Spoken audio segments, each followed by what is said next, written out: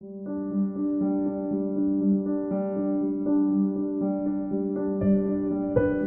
Friends, welcome to the study IQs YouTube channel. मेरा नाम है विशाल चौहान और हिस्ट्री की अपनी सीरीज में आज हम एक और टॉपिक पढ़ने जा रहे हैं।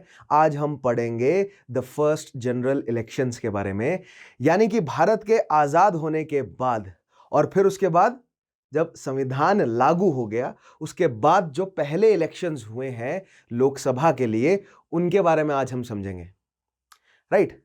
लेकिन आज के टॉपिक पर बढ़ने से पहले मैं स्टूडेंट्स को बताना चाहूंगा कि अगर उन्होंने अभी तक मेरे प्रीवियस सेशंस नहीं देखे हैं सो मेक श्योर कि आप पिछले सेशंस को जरूर देखें।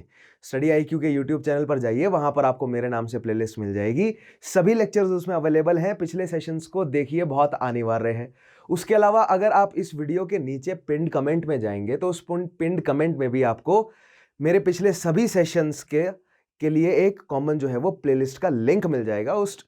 उस लिंक के माध्यम से आप सभी सेशंस को एक्सेस कर सकते हैं। तो पिछले सेशंस देखना बहुत अनिवार्य है आपके लिए, क्योंकि आज के अगर आप सेशन को समझना चाहते हैं एंड फॉर दैट मैटर अगर आप थ्रू आउट मेरी जो पढ़ाने की फिलॉसफी है अगर उसको समझना चाहते हैं तो आपको सभी सेशंस को कनेक्ट कर कर पढ़ना पड़ेगा। क्योंकि अगर आप रेगुलरली फॉलो कर रहे हैं मेरे सेशंस को तो आप भली भांति समझते हैं कि हम कैसे सभी सेशंस को जोड़ते चले जा रहे हैं, राइट। और ज़्यादा से ज़्यादा फैक्ट इकट्ठा करने की कोशिश कर रहे हैं and in the mean time हम सभी कॉन्सेप्ट्स को बिल्ड करते हुए जा रहे हैं। So factual as well as conceptual knowledge का एक बहुत ज़बरदस्त जो है वो हम एक समागम करते हुए चल रहे हैं अपने सेशंस में। सो मेक श्योर आप पिछले सेशंस जरूर देखें अगर आप कॉन्सेप्ट्स बिल्ड करना चाहते हैं। अगर आप किसी भी एग्जामिनेशन में बैठ रहे हैं ना, चाहे वो कोई एक दिवसीय एग्जामिनेशन हो या UPSC मेंस लिखने की बात हो, या फॉर दैट मैटर अगर आप इतिहास से रिलेटेड अगर आप बैचलर डिग्री कर रहे हैं, मास्टर डिग्री कर रहे हैं, तो हर जगह, या अगर आप फॉर दैट मैटर अगर आप हिस्ट्री जस्ट जानना चाहते हैं तो हिस्ट्री के कॉन्सेप्ट्स बिल्ड करने की ही हमारी जो है वो फिलॉसफी है और मैं आपके कॉन्सेप्ट्स जो है वो बिल्ड करते जाऊंगा इतिहास के, राइट। सो अगर आप कंसेप्चुअल नॉलेज इतिहास में लेना चाहते हैं तो मेरे सेशंस आपको बहुत ज्यादा हेल्प करने वाले हैं। सो प्लेलिस्ट में जाइए और पिछले सेशंस को जरूर देखिएगा। उसके अलावा अगर आप चाहते हैं कि आप एक थॉरो कोर्स फॉलो करें, राइट, पूरा का पूरा कोर्स अवेलेबल हो, तो स्टडी IQ की learning application, study IQ education जो एप्लीकेशन है उसको इंस्टॉल कीजिए अपने एंड्रॉइड डिवाइस पर। उस पर थरो कोर्स अवेलेबल है। Make sure you check that out, the link is also in the description for that application. So शुरू करते हैं आज का हमारा सेशन, राइट। सो आज का हमारा सेशन जैसे कि आप देख पा रहे हैं, सबसे पहली चीज जो हमें समझनी है वो है द इलेक्शन कमीशन। सो भारत में पहली बार इलेक्शन होने जा रहे थे आजाद होने के बाद, राइट। उससे पहले भी इलेक्शन हुए 37 में, ठीक है। उसके बाद जो है वो 45 में भी इलेक्शन हुए, 45 46 में। लेकिन आजाद होने के बाद भारत में पहली बार इलेक्शन होने जा रहे थे। संविधान 26 जनवरी 1950 को लागू हो गया था। अब उसके बाद जो इलेक्शन होने की प्रक्रिया है आज हम उसको समझेंगे अच्छे से, ठीक है, कि किन किन पार्टीज ने पार्टिसिपेट किया, क्या क्या चैलेंजेस थे इलेक्शन को लेकर, और फिर रिजल्ट जो है वो क्या निकल कर आया इलेक्शन का। आज हम इन बेसिक पॉइंट्स को समझने की कोशिश करेंगे, right.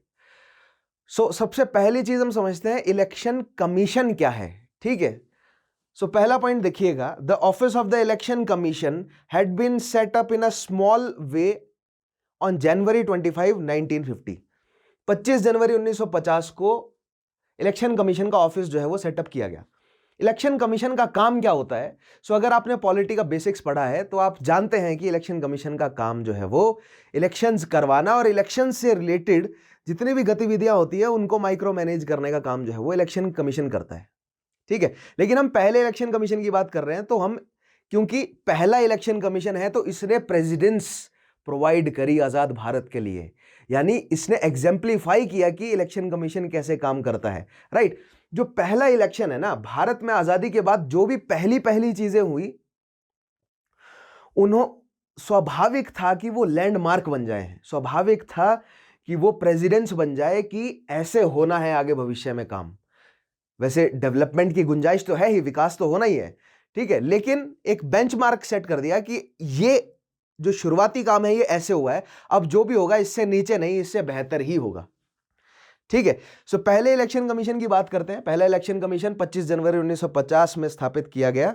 The first chief election commissioner of India was Sukumar Sen. बहुत इंपॉर्टेंट है, डायरेक्ट सवाल है, ठीक है। ये फैक्चुअल, मैंने बोला ना ज्यादा से ज्यादा फैक्ट इकट्ठा करने की कोशिश करेंगे और आपके जो है मैं कॉन्सेप्ट प्रिपेयर करने में ज्यादा जो है जोर डालूंगा मैं, ठीक है। क्योंकि फैक्ट्स हो सकता है कि सभी हम इकट्ठा ना कर सके, क्योंकि फैक्ट्स की जो दुनिया है वो अपार है, आप जितने इकट्ठा करेंगे उतने छूटते जाएंगे आपसे, ठीक है। फैक्ट्स ऐसी चीज है, आज आप पढ़ोगे, हफ्ते भर बाद वो चीजें गुम हो जाएंगी आपके दिमाग से, क्लाउड हो जाएगी अगर आप रिवाइज नहीं करेंगे तो, ठीक है। और कॉन्सेप्ट एक ऐसी चीज है, एक बार समझ आ गया तो वो जीवन भर रहने वाला है आपके साथ। तो कॉन्सेप्ट प्रिपेयर करने में हमें जोर लगाना है, फैक्ट्स को रिवाइज करते जाना है, और किसी भी एग्जामिनेशन में जाकर बैठ जाओ और उस एग्जामिनेशन को आप क्लियर कर सकते हैं, ठीक है। एक बिल्कुल बेसिक है, किसी भी सब्जेक्ट, हर सब्जेक्ट में चल जाएगा ये फंडा। कॉन्सेप्ट समझ लो और फैक्ट्स को रिवाइज करते जाओ। कॉन्सेप्ट को भी रिवाइज करना है, लेकिन कॉन्सेप्ट को थरोली समझ लो और रिवीजन के साइकिल पर डले रहो।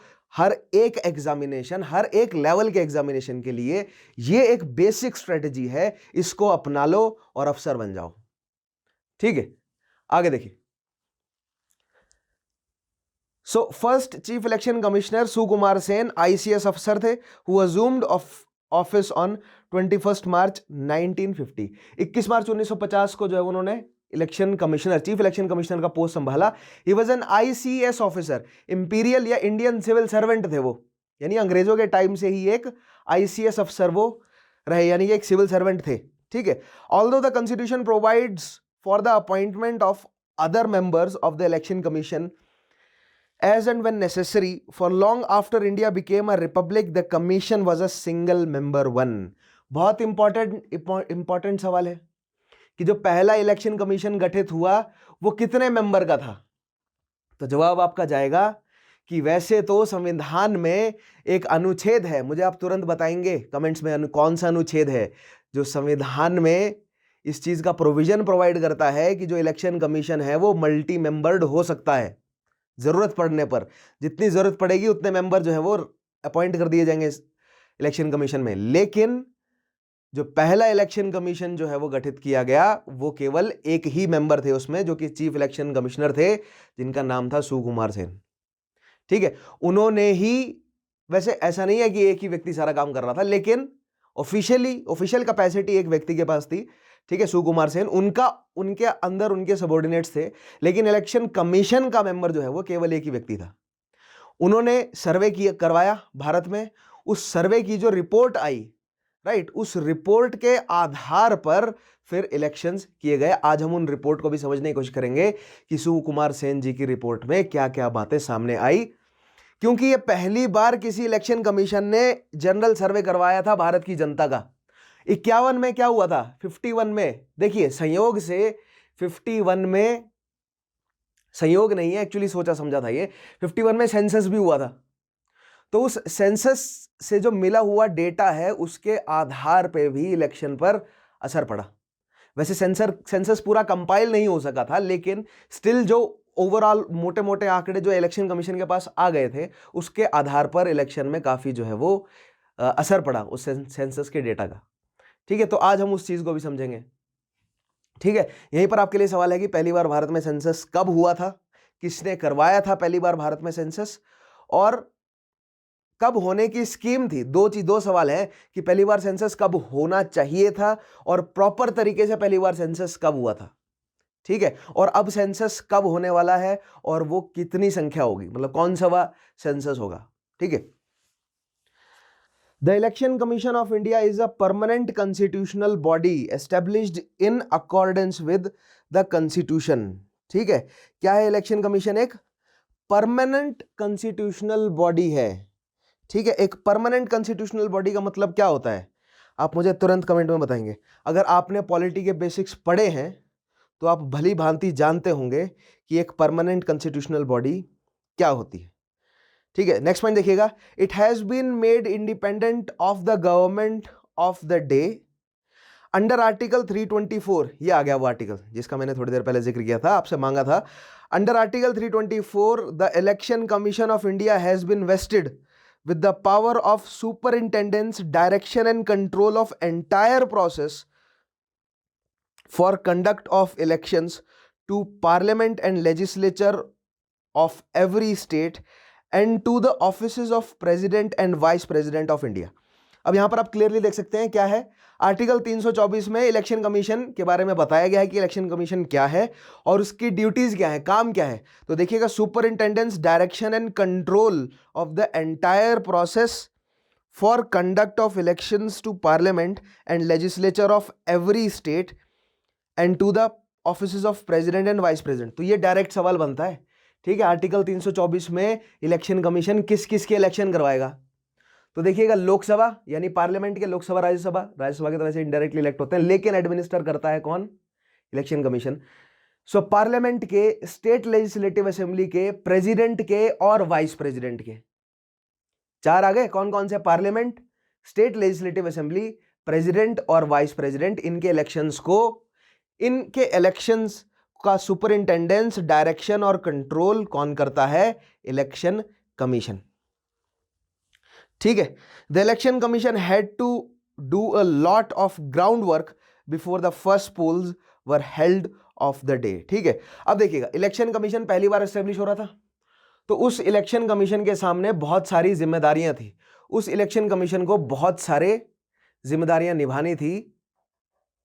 सो बहुत सारे ग्राउंड वर्क करने थे उस इलेक्शन कमीशन को, ठीक है। क्यों करने थे ग्राउंड वर्क? क्योंकि बहुत सारा डेटा अवेलेबल नहीं था कि इलेक्टोरल कॉलेज भी तो प्रिपेयर करना है ना, ठीक है। जो इलेक्टोरल रोल्स हैं उनको प्रिपेयर करना है कि कितने वोटर्स हैं, उनमें से कितनी महिलाएं हैं, कितने पुरुष हैं, ठीक है, उनके नाम पते, वो सब चीजें भी तो डॉक्यूमेंट करनी थी। तो वो काम किसका था? इलेक्शन कमीशन का था ना, क्योंकि पहली बार होने जा रहा था।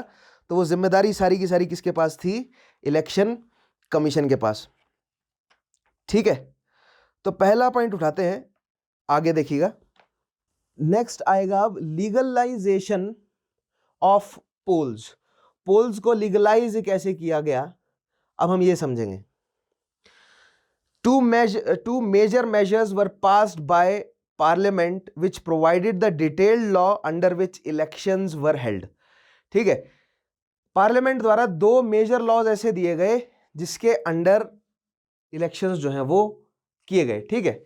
अब देखिएगा, the first of these measures was the representation of people act 1950। अब मैं आपको समझाता हूं, वैसे तो मैं एक अलग से सेशन लूंगा रिप्रेजेंटेशन ऑफ पीपल एक्ट पे, which provided for the qualification of voters and matters connected with the preparation and publication of electoral rolls। देखिएगा, इलेक्शन कमीशन के ऊपर जिम्मेदारी थी कि इलेक्शन करवाए, पहला इलेक्शन होने वाला था। जनता के बारे में जानकारी नहीं थी कि कितने वोटर्स हैं, कितने वोटर्स नहीं है। पहली बार इलेक्टोरल रोल प्रिपेयर करने थे, तो उसके लिए ऐसे कानून बनाने जरूरी थे कि इलेक्टोरल रोल्स जो हैं वो प्रिपेयर किए जा सकें, जो कि डिफाइन करे कि जनसंख्या का ये हिस्सा वोट देने के लायक है या नहीं है। तो वो डिफाइन कैसे किया गया?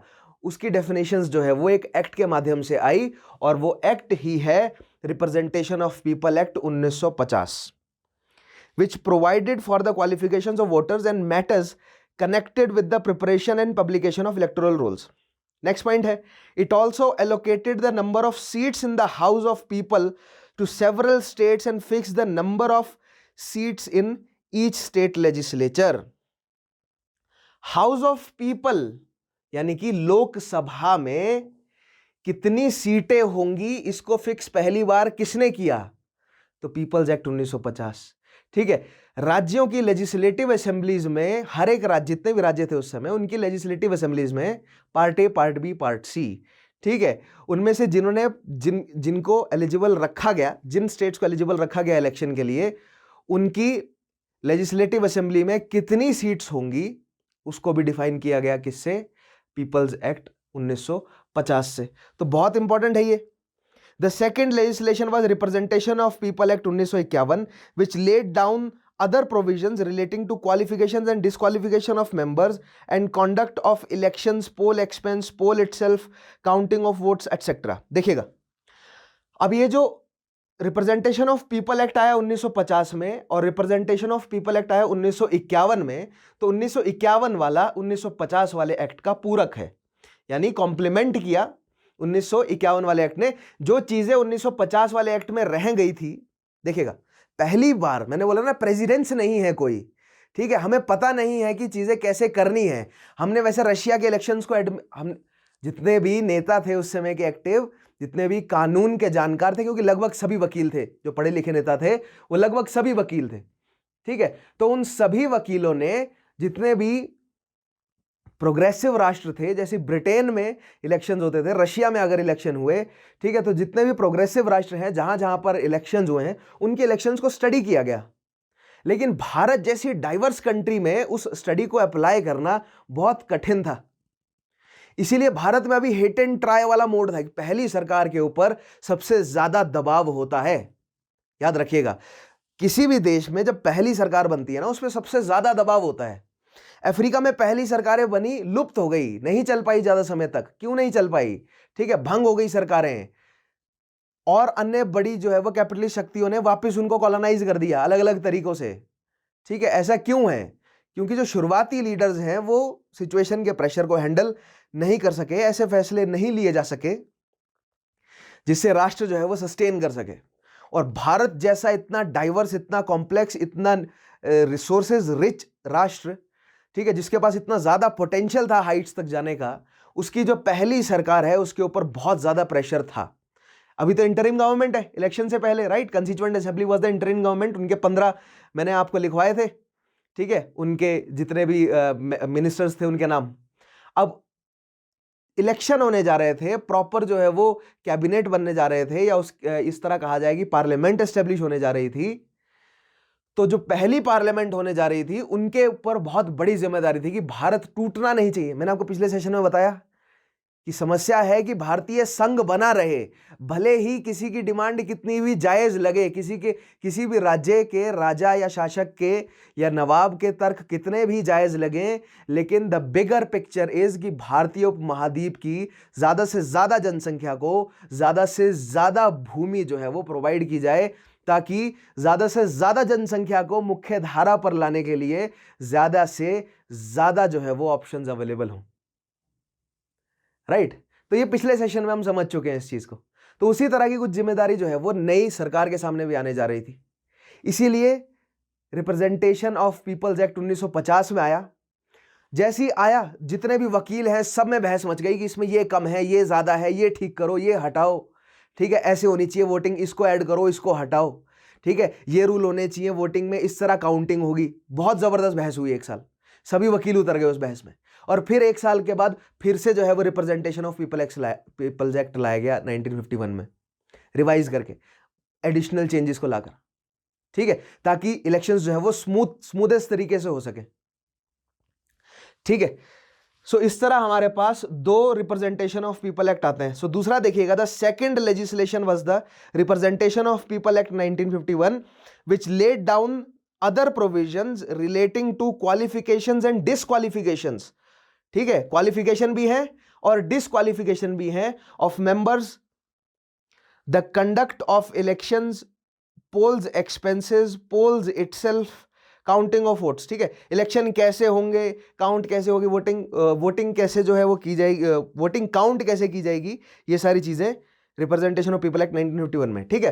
अब आप घबराइए मत, एक अलग से सेशन लेकर आऊंगा रिप्रेजेंटेशन ऑफ पीपल एक्ट पे, ठीक है, बहुत हम डिटेल में समझेंगे, एकदम माइक्रो एनालिसिस वाला टॉपिक है, तो ठीक है, बहुत मजा आएगा, उसको बहुत डिटेल में समझाऊंगा। लेकिन यहां मैंने जनरल ओवरव्यू दिया ना, केवल क्योंकि एक पूरा जो शुरुआती इलेक्शन है एक पूरा एक टॉपिक है, ठीक है। मैंने बोला जैसे कि ये फाउंडेशन है, शुरुआती इलेक्शन में भी एक अलग जो है वो मैं सेशन लाऊंगा आगे माइक्रो एनालिसिस का, उसको अलग माइक्रो एनालिसिस करेंगे उस चीज का। लेकिन as I said that this is just a foundational topic, right? Next is, it was only after these laws were passed that electoral machinery could be put in place. So though the government was in a hurry to hold the elections as early as 1950, and then by spring of 1951 the first phase of elections could be held only from October 15, 1951। संविधान के लागू होते ही उस समय की जो interim government है, या कहा जाए जो कांग्रेस के प्रोमिनेंट लीडर्स हैं, वो जल्दी से जल्दी इलेक्शन करा लेना चाहते थे। क्यों? क्योंकि इलेक्शन हो जाएंगे तो पार्लियामेंट स्थापित हो जाएगी, लोकसभा, राज्यसभा, विधानसभाएं, राष्ट्रपति, वाइस प्रेसिडेंट, इन सब के ऑफिसेज एस्टेब्लिश हो जाएंगे। जो मशीनरी है गवर्नमेंट की, जो कि अभी तक जो है वो बहुत प्रेशर में, समझ रहे हैं आप, दिन रात काम करके कॉन्स्टिट्यूशन बनाया गया है, जो लीडर्स हैं उन्होंने दिन रात काम किया है 1947 से 1950 तक कि भारतीय संघ जुड़ा रहे किसी ना किसी तरह।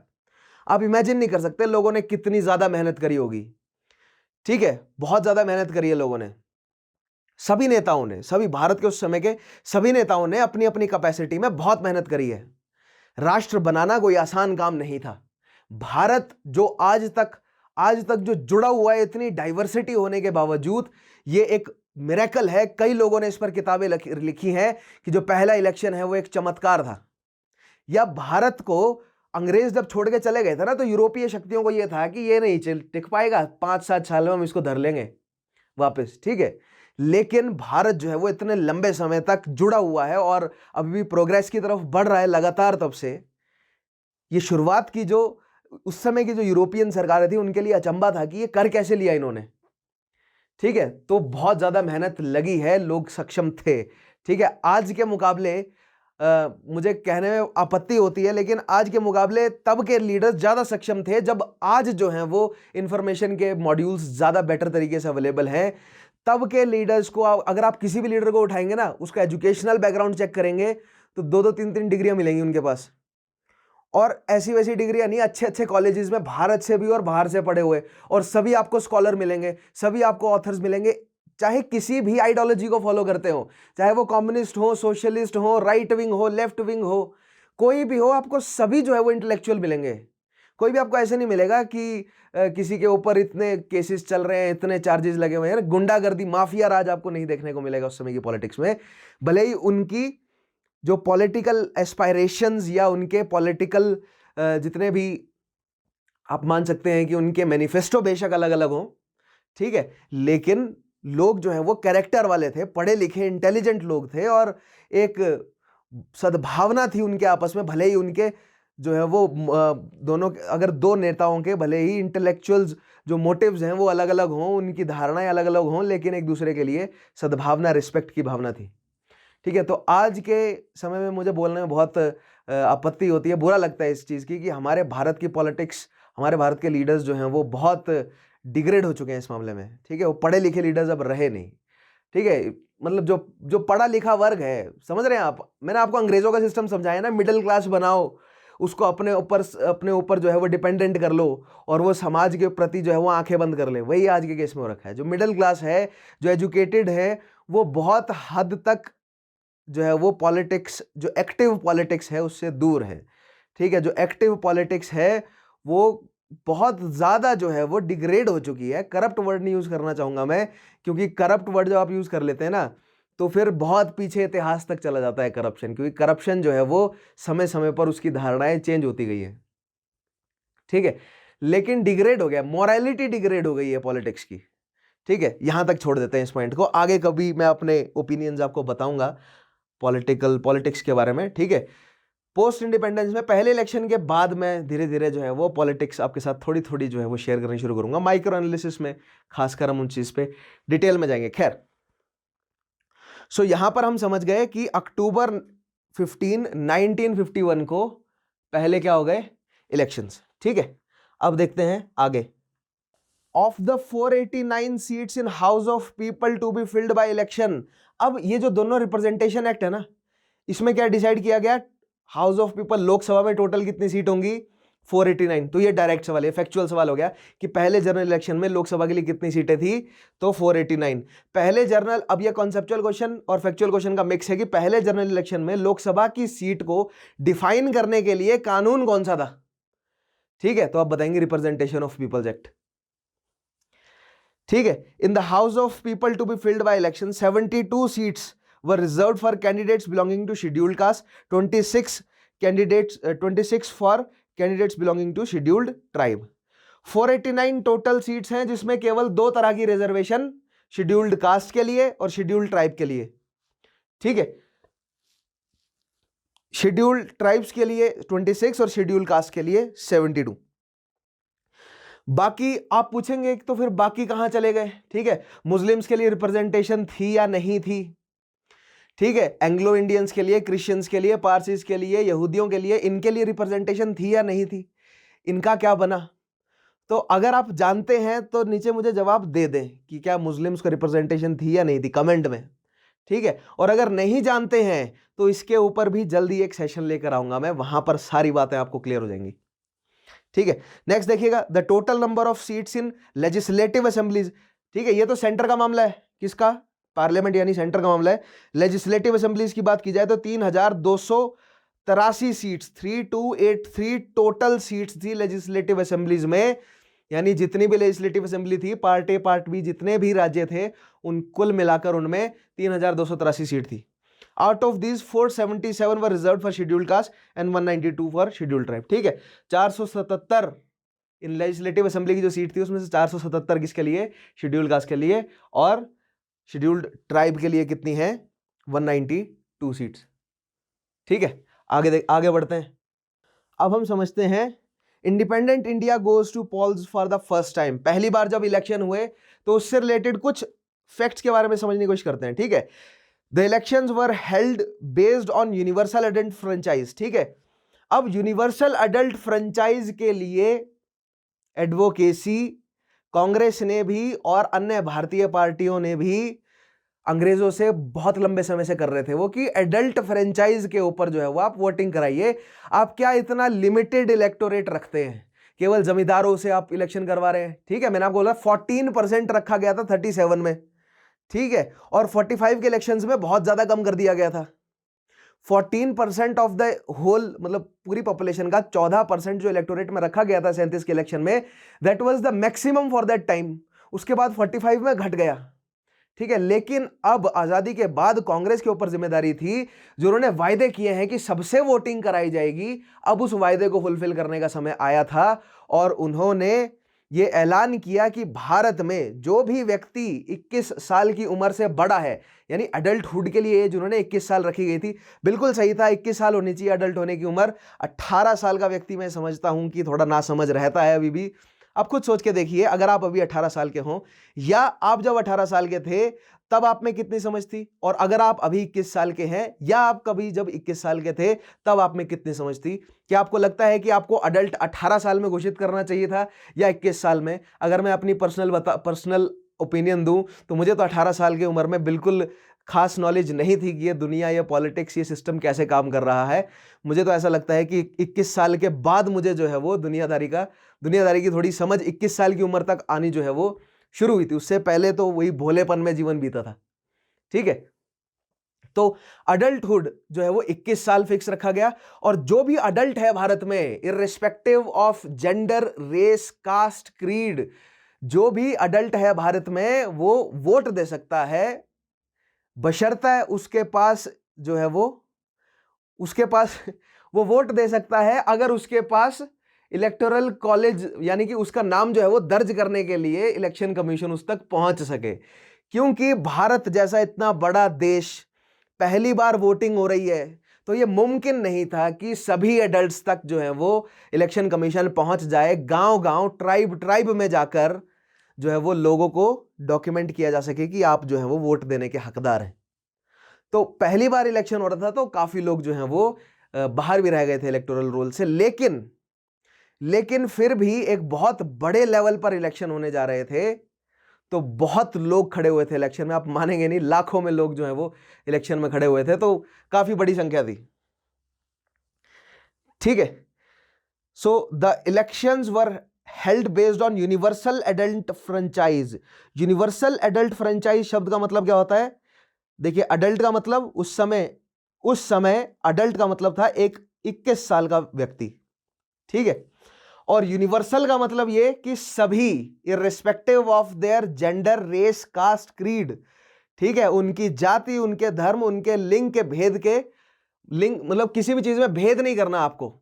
सभी व्यक्ति जो 21 साल से ऊपर की उम्र के हैं, जो भारतीय सिटीजन है, यानी कि जो बंटवारे के बाद अपनी इच्छा से भारत में आकर बसे हैं, उन सबको वोट देने का हक है। ठीक है, this was universal adult franchise. आज जो यूनिवर्सल एडल्ट फ्रेंचाइज है, इट इज बेस्ड ऑन किस फंडामेंट पे बेस्ड है? कि जो अडल्ट है वो 18 साल का व्यक्ति होगा।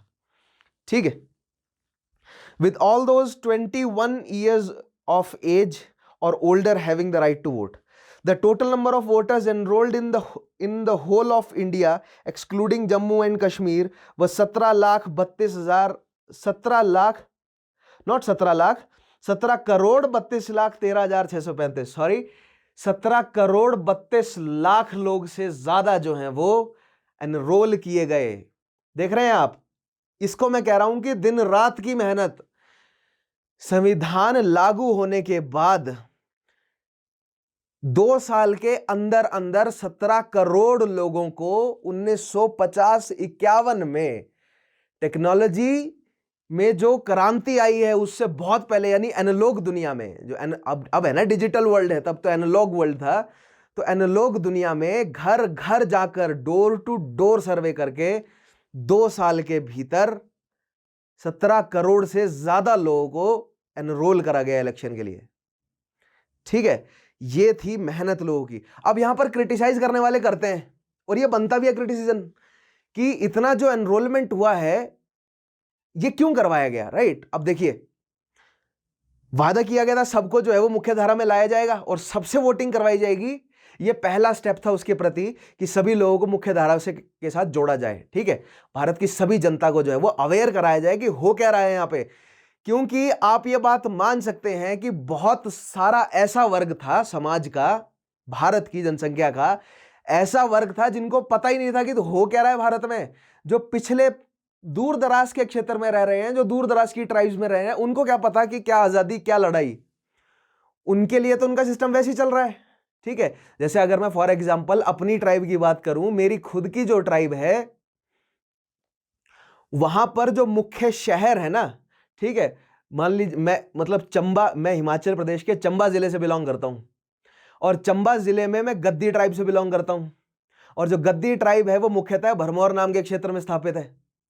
ठीक है, और चंबा से भरमौर की दूरी है 64 किलोमीटर, और जिसपे सड़क जो है वो 80 के दशक में आकर बनी है।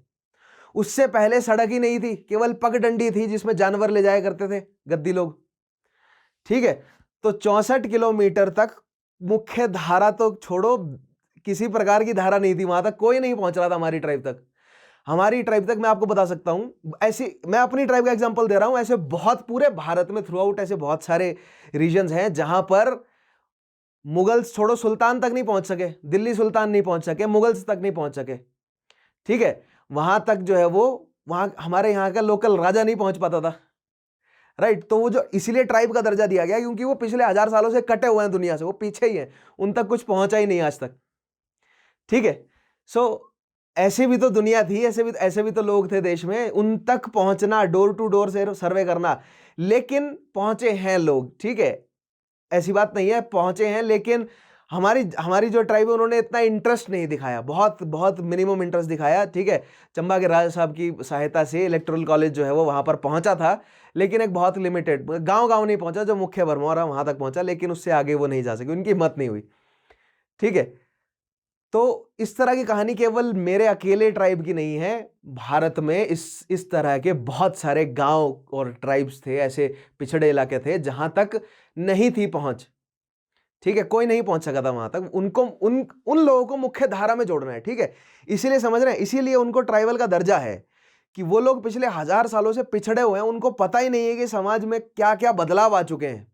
ठीक है, किन किन अब अगर उन्हें कंपीट करना है, समझ रहे हैं, इसीलिए जो है वो दिया जाता है, उनको जो है वो रिजर्वेशन इसलिए प्रोवाइड किया जाता है क्योंकि उनको अब दुनिया से कंपीट करना है, और उनको पता नहीं है दुनिया से कंपीट कैसे करते हैं, इसीलिए दुनिया के रीत रिवाज समझने में उन्हें थोड़ा समय लग जाता है। ठीक है, इसलिए थोड़ा उन्हें एज में रिलैक्सेशन है कि हाँ, इस व्यक्ति को इस तरह का बैकग्राउंड है इसका, तो इसको दुनिया के रीत रिवाज यानी कि बाकी जो मुख्य धारा से जुड़ी हुई जनता है उसके साथ जो है वो पेश में आने में थोड़ा जो है वो हो सकता है 1-2 साल ज्यादा लग जाए इस व्यक्ति को, इसीलिए रिजर्वेशन प्रोवाइड किया जाए। एक रिजर्वेशन के पीछे एक तर्क ये भी है। ठीक है, रिजर्वेशन पे एक अलग से टॉपिक लेकर आऊंगा, me being a reserved person. ठीक है, वैसे मैंने अभी तक रिजर्वेशन यूज किया नहीं है अपना कभी, लेकिन जैसे मेरे जैसे जो व्यक्ति हैं, जो मेरे जो पूर्वज हैं, मेरे जो एंसेस्टर्स हैं, वो जल्दी ट्राइब से बाहर आ गए थे, तो हम मुख्य धारा में जुड़ गए। लेकिन जो अभी भी वहीं पर ट्राइब में उलझे हुए हैं लोग, ठीक है, उनको रिजर्वेशन की क्यों आवश्यकता है, तो एक रिजर्वेशन पे एक अलग से टॉपिक लेकर आऊंगा और सारे डाउट्स आपके जो है वो दूर करूंगा रिजर्वेशन से रिलेटेड। ठीक है, लेकिन उससे पहले कुछ मैंने बोला ना बेसिक फंडामेंटल क्रिएट करते हैं, फिर हम एडवांस टॉपिक पर जाएंगे। पहले बेसिक फंडामेंटल एक ग्लोबल पर्सपेक्टिव तो बनाओ, तभी आप मेरे एडवांस टॉपिक्स को समझ पाओगे। ग्लोबल पर्सपेक्टिव नहीं बनाना तो आपको लगेगा कि ये, फिर कई बार मैं कमेंट्स में पढ़ता हूं कि ये इस तरह की आइडियोलॉजी का व्यक्ति है, उस तरह की आइडियोलॉजी का व्यक्ति है। पहले ग्लोबल पर्सपेक्टिव तो जनरेट करिए जनाब, उसके बाद जज कीजिएगा किस तरह की आइडियोलॉजी के व्यक्ति हैं। ठीक है, तो खैर उस बहस में नहीं पड़ेंगे, हम आगे बढ़ते हैं। आज टॉपिक आगे आने वाले सेशंस जो मैं लाऊंगा तब मैं आपको डिटेल में समझाऊंगा कि क्या आइडियोलॉजीज हैं और कैसे उत्पन्न हुई हैं ये आइडियोलॉजीज, किन किन फैक्ट्स को, किन किन कॉन्सेप्ट्स को ध्यान में रख के इस तरह के ओपिनियंस जो हैं वो जनरेट किए गए हैं। ठीक है, आगे बढ़ते हैं। नेक्स्ट देखिएगा, अच्छा 17,32,13,635, रफली more than 173 million. Of these approximately 45% were women voters. इन 17 करोड़ में से 45% जो वोट हैं वो महिलाएं थी। ठीक है, the total population of India excluding Jammu Kashmir according to 1951 census was 35,66,91,760। 1951 के सेंसस में 35 करोड़ से ज्यादा जनसंख्या दर्ज की गई भारत में। मतलब सही आंकड़ा नहीं होगा ऑब्वियसली, जो है वो मैंने बोला ना, दूर दराज के ऐसे इलाके हैं उनकी जनता का तो डॉक्यूमेंट हो ही नहीं रहा। आज भी ऐसे इलाके हैं जहां पर बिजली नहीं है, सड़कें नहीं हैं। ठीक है, मैं अपने क्षेत्र की बात करूं, हमारे यहाँ भी ऐसे इलाके हैं, बिजली नहीं है, सड़कें नहीं है, वहां पर पंचायतें उनसे कुछ नहीं है वहां पे। मतलब बहुत मुश्किल से एक आधी जगह पर पंचायत है, लेकिन जो और दूर दराज के गांव हैं वहां तक वो व्यवस्था भी अवेलेबल नहीं है। खैर आज जो है वो, अगर आप 2020 के दशक की बात करेंगे, 2021 वाला जो दशक शुरू हो रहा है इसकी बात करेंगे, तो अब तो ज्यादा मतलब मैक्सिमम पॉपुलेशन या मैक्सिमम गांव जो है वो मुख्य धारा से जुड़ गए हैं। लेकिन आज से 10 साल पहले की बात की जाए, 20 साल पहले की बात की जाए, तो लोगों के पास बिजली, मतलब कम्युनिकेशन, इन सब चीजों की कोई नॉलेज नहीं थी उन लोगों को। आज भी ऐसी जगह है, मैं केवल भारत की बात नहीं कर रहा हूं, विश्व में भी कुछ ऐसी ट्राइब्स हैं जो अभी भी आखेटन संग्रहण कर रही हैं। ठीक है, अफ्रीका की और दक्षिण अमेरिका की कुछ ऐसी ट्राइब्स हैं, भारत में भी जो सेंटिनल आइलैंड है वहां की जो ट्राइब है वो आज भी आखेटन संग्रहण यानी कि हंटिंग गैदरिंग कर रही है। तो आपको एक चीज जो है वो अपने जहन में उतारनी पड़ेगी कि जो एवोल्यूशन है ना सोसाइटी का, ठीक है, चाहे वो सोसाइटी का एवोल्यूशन हो, सोशल प्रैक्टिसेस का एवोल्यूशन हो, सोशल प्रैक्टिसेस में रिलीजन को अगर मैं इंक्लूड करूं तो रिलीजन का अगर एवोल्यूशन हो तो वो समय के हिसाब से अलग अलग सोशल स्फीयर्स का अलग अलग गति में हुआ है। तो अगर आपका पर्टिकुलर रिलीजन डेवलप कर गया है और अगर कोई दूसरे रिलीजन में अभी भी कट्टरपंथ है तो उसको जज मत कीजिए, वो अभी डेवलपमेंट की तरफ बढ़ रहा है। हो सकता है कि अगले 100 साल में उसके हालात जो हैं वो आपके बराबर आ जाएं, हो सकता है कि आपसे बेहतर हो जाएं। ठीक है, तो ये जो रिलीजियस जो डिबेट है इस पे जल्दी मैं एक टॉपिक लेकर आऊंगा, आपको एक्सप्लेन करूंगा अच्छे से। सो यहां पर हमने देखा कि 35,66,91,770 जो है वो टोटल पॉपुलेशन थी इंडिया की। As much as 49% of total population was thus enrolled as voters. ठीक है, 49% यानी कि लगभग आधी पॉपुलेशन को एनरोल कर लिया गया था वोटिंग के लिए। ठीक है, आगे बढ़ते हैं। आइए अब समझते हैं कि चैलेंजेस क्या थे इलेक्शन के लिए। सो सबसे पहला पॉइंट है, ये जो चैलेंजेस वाला पॉइंट है ना, ये बहुत इंपॉर्टेंट है क्योंकि इन चैलेंजेस के माध्यम से हम एस्टेब्लिश करेंगे कि क्या क्या प्रेसिडेंस जो है वो एस्टेब्लिश हुई, यानी कि पहली वोटिंग से क्या क्या पता चला हमें कि आगे जो है वो क्या क्या समस्याएं आ सकती हैं, या जो इलेक्शन है या जो वोटिंग की जो दुनिया है उसमें क्या क्या प्रॉब्लम्स रहती हैं, वो हमें पहली वोटिंग के माध्यम से पता चला। ठीक है, तो यहां पर जो चैलेंजेस हमें दिखेंगे उन्होंने प्रेसिडेंट्स सेट किए। ठीक है, देखिएगा, most of the voters were poor, illiterate and came from rural areas and had no experience of elections.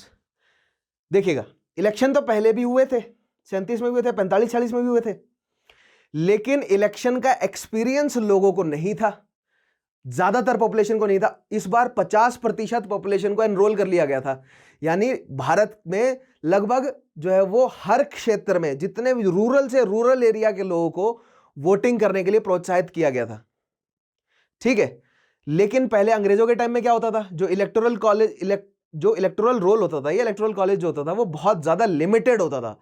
ठीक है, यानी कि जमींदारों से ठीक है, जिनके वोट का फायदा है अंग्रेजी सरकार को, केवल उनको ही वोट करने की अनुमति दी जाती थी। एक स्पेसिफिक इकोनॉमिक बैंड को वोट करने की अनुमति दी जाती थी।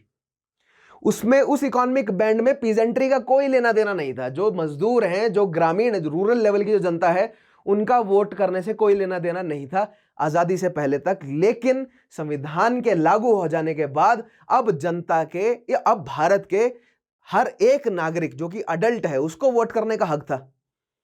ठीक है, जिसकी संख्या लगभग 17 करोड़, ठीक है, 17 करोड़ 30 लाख के लगभग उसकी पॉपुलेशन थी।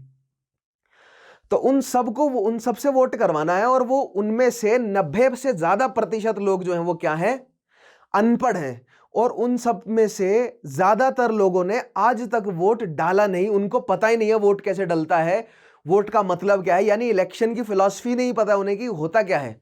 उन्होंने तो राजतंत्र देखा है ना, उन्होंने क्या देखा है, मोनार्की देखी है ना, अपने लोकल जमींदारों की, लोकल शासकों की, और फिर अंग्रेजों की। उनके हिसाब से तो माई बाप है, जो भी है वो जो फैसला करेगा वो होगा। उनको ये आइडिया, एक बेसिक आइडिया कि जनता ही शासक है, ठीक है, for the government, by the government and to the government, जनता ही शासक है, ये जो आइडिया है। अब मान लीजिए, अपने आप को पुट कीजिए 1950 में और ले जाइए किसी गांव देहात में अपने आप को, ठीक है, वहां पर किसी गांव के एक मिडिल एज्ड या बुजुर्ग या जवान किसी भी व्यक्ति से, किसी भी महिला और पुरुष से आप पूछेंगे, ठीक है, कि अगर आपको इस देश का शासक चूज कर लिया जाए तो आप क्या करेंगे, राइट? क्या उनके पास कोई रीजनेबल जवाब होगा? क्या वो भारत की बड़ी समस्याओं को समझते हैं? क्या वो ग्लोबल पॉलिटिक्स के बारे में कुछ भी जानते हैं? क्या उनको पता है कि दुनिया गोल है? ये भी तो हो सकता है ना कि उनको अभी भी लगता हो कि दुनिया फ्लैट है, राइट? ठीक है, तो पॉइंट मेरा ये है कि जो आम जनता है उनको पता ही नहीं था कि इलेक्शन, उनको जो इलेक्शन के माध्यम से शक्ति दी जा रही है उसका मतलब क्या है। यही सवाल उठाया गया, क्रिटिसाइज किया गया कि इतने सारे लोगों को जो है वो क्यों वोटिंग में डाला जा रहा है, जब उन लोगों को पता ही नहीं है कि वो किस चीज के लिए वोट डाल रहे हैं, क्या मतलब है वोटिंग का। दैट मीन्स अगर आप लोगों को किसी भी तरह बहलाओगे, फुसलाओगे, वो तो वोट डाल देंगे आपकी तरफ। इशारा कांग्रेस की तरफ था, क्योंकि कांग्रेस जो है वो बड़ा ऑर्गेनाइजेशन था, कांग्रेस के पास ज्यादा कार्यकर्ता थे, कांग्रेस जो है वो, और उसके पास जितने भी कंस्ट्रक्टिव वर्क कांग्रेस ने अभी तक करे थे, गांव गांव तक कांग्रेस की पकड़ बन गई थी, गांधी जी उनके साथ थे। ठीक है, तो जो बाकी सब पार्टीज है उनके अंदर इनसिक्योरिटी थी ये कि यार कांग्रेस जो है वो गांव गांव में उसकी पकड़ है, गांव के लोगों को वोटिंग के बारे में पता नहीं, जैसा कांग्रेस कहेगी वैसा ये मान जाएंगे, और अल्टीमेटली होगा क्या, वोट सारे कांग्रेस को डल जाएंगे। हम अगर कोई कंस्ट्रक्टिव काम करना भी चाहते हैं, जरूरी नहीं कि हर जगह कांग्रेस के लीडर सही थे, रीजनल लेवल पर कोई रीजनल नेता भी सही हो सकता था, ठीक है, लेकिन कांग्रेस की हवा में कांग्रेस का लीडर वो जीत गया, जो रीजनल लीडर है वो नहीं जीत सका, ठीक है, जो कि जीतना चाहिए था। तो ये कोलेटरल वहां पर भी हुआ, ठीक है, डैमेज हुआ ये। लेकिन जैसे मैंने बोला ना कि what was the bigger picture, बड़ी पिक्चर देखना सीखिए। भारत में एक बड़ी पॉलिटिकल पार्टी का आना बहुत अनिवार्य था, जो कि एक प्रोग्रेसिव फैसले लेती, क्योंकि भारत एक नया राष्ट्र था और नए राष्ट्र को जोड़कर रखना बहुत जरूरी है। India was a nation in making, as said by Surendranath Banerjee, but now India has become a nation and India should stay a nation. India एक जो है वो राष्ट्र के रूप में जुड़े रहना बहुत आवश्यक था, उसके लिए एक स्ट्रॉन्ग पार्टी होना बहुत जरूरी था, ठीक है।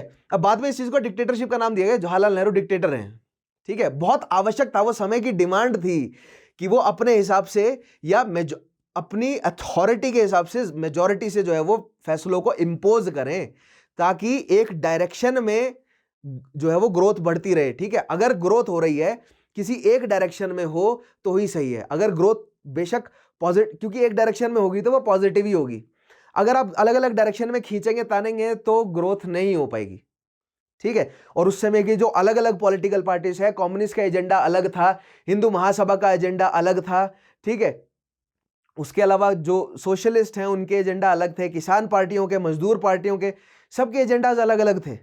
और भारत में इस समय यूनिटी की जरूरत थी, भारत को एक डायरेक्शन में प्रोग्रेस करने की जरूरत थी।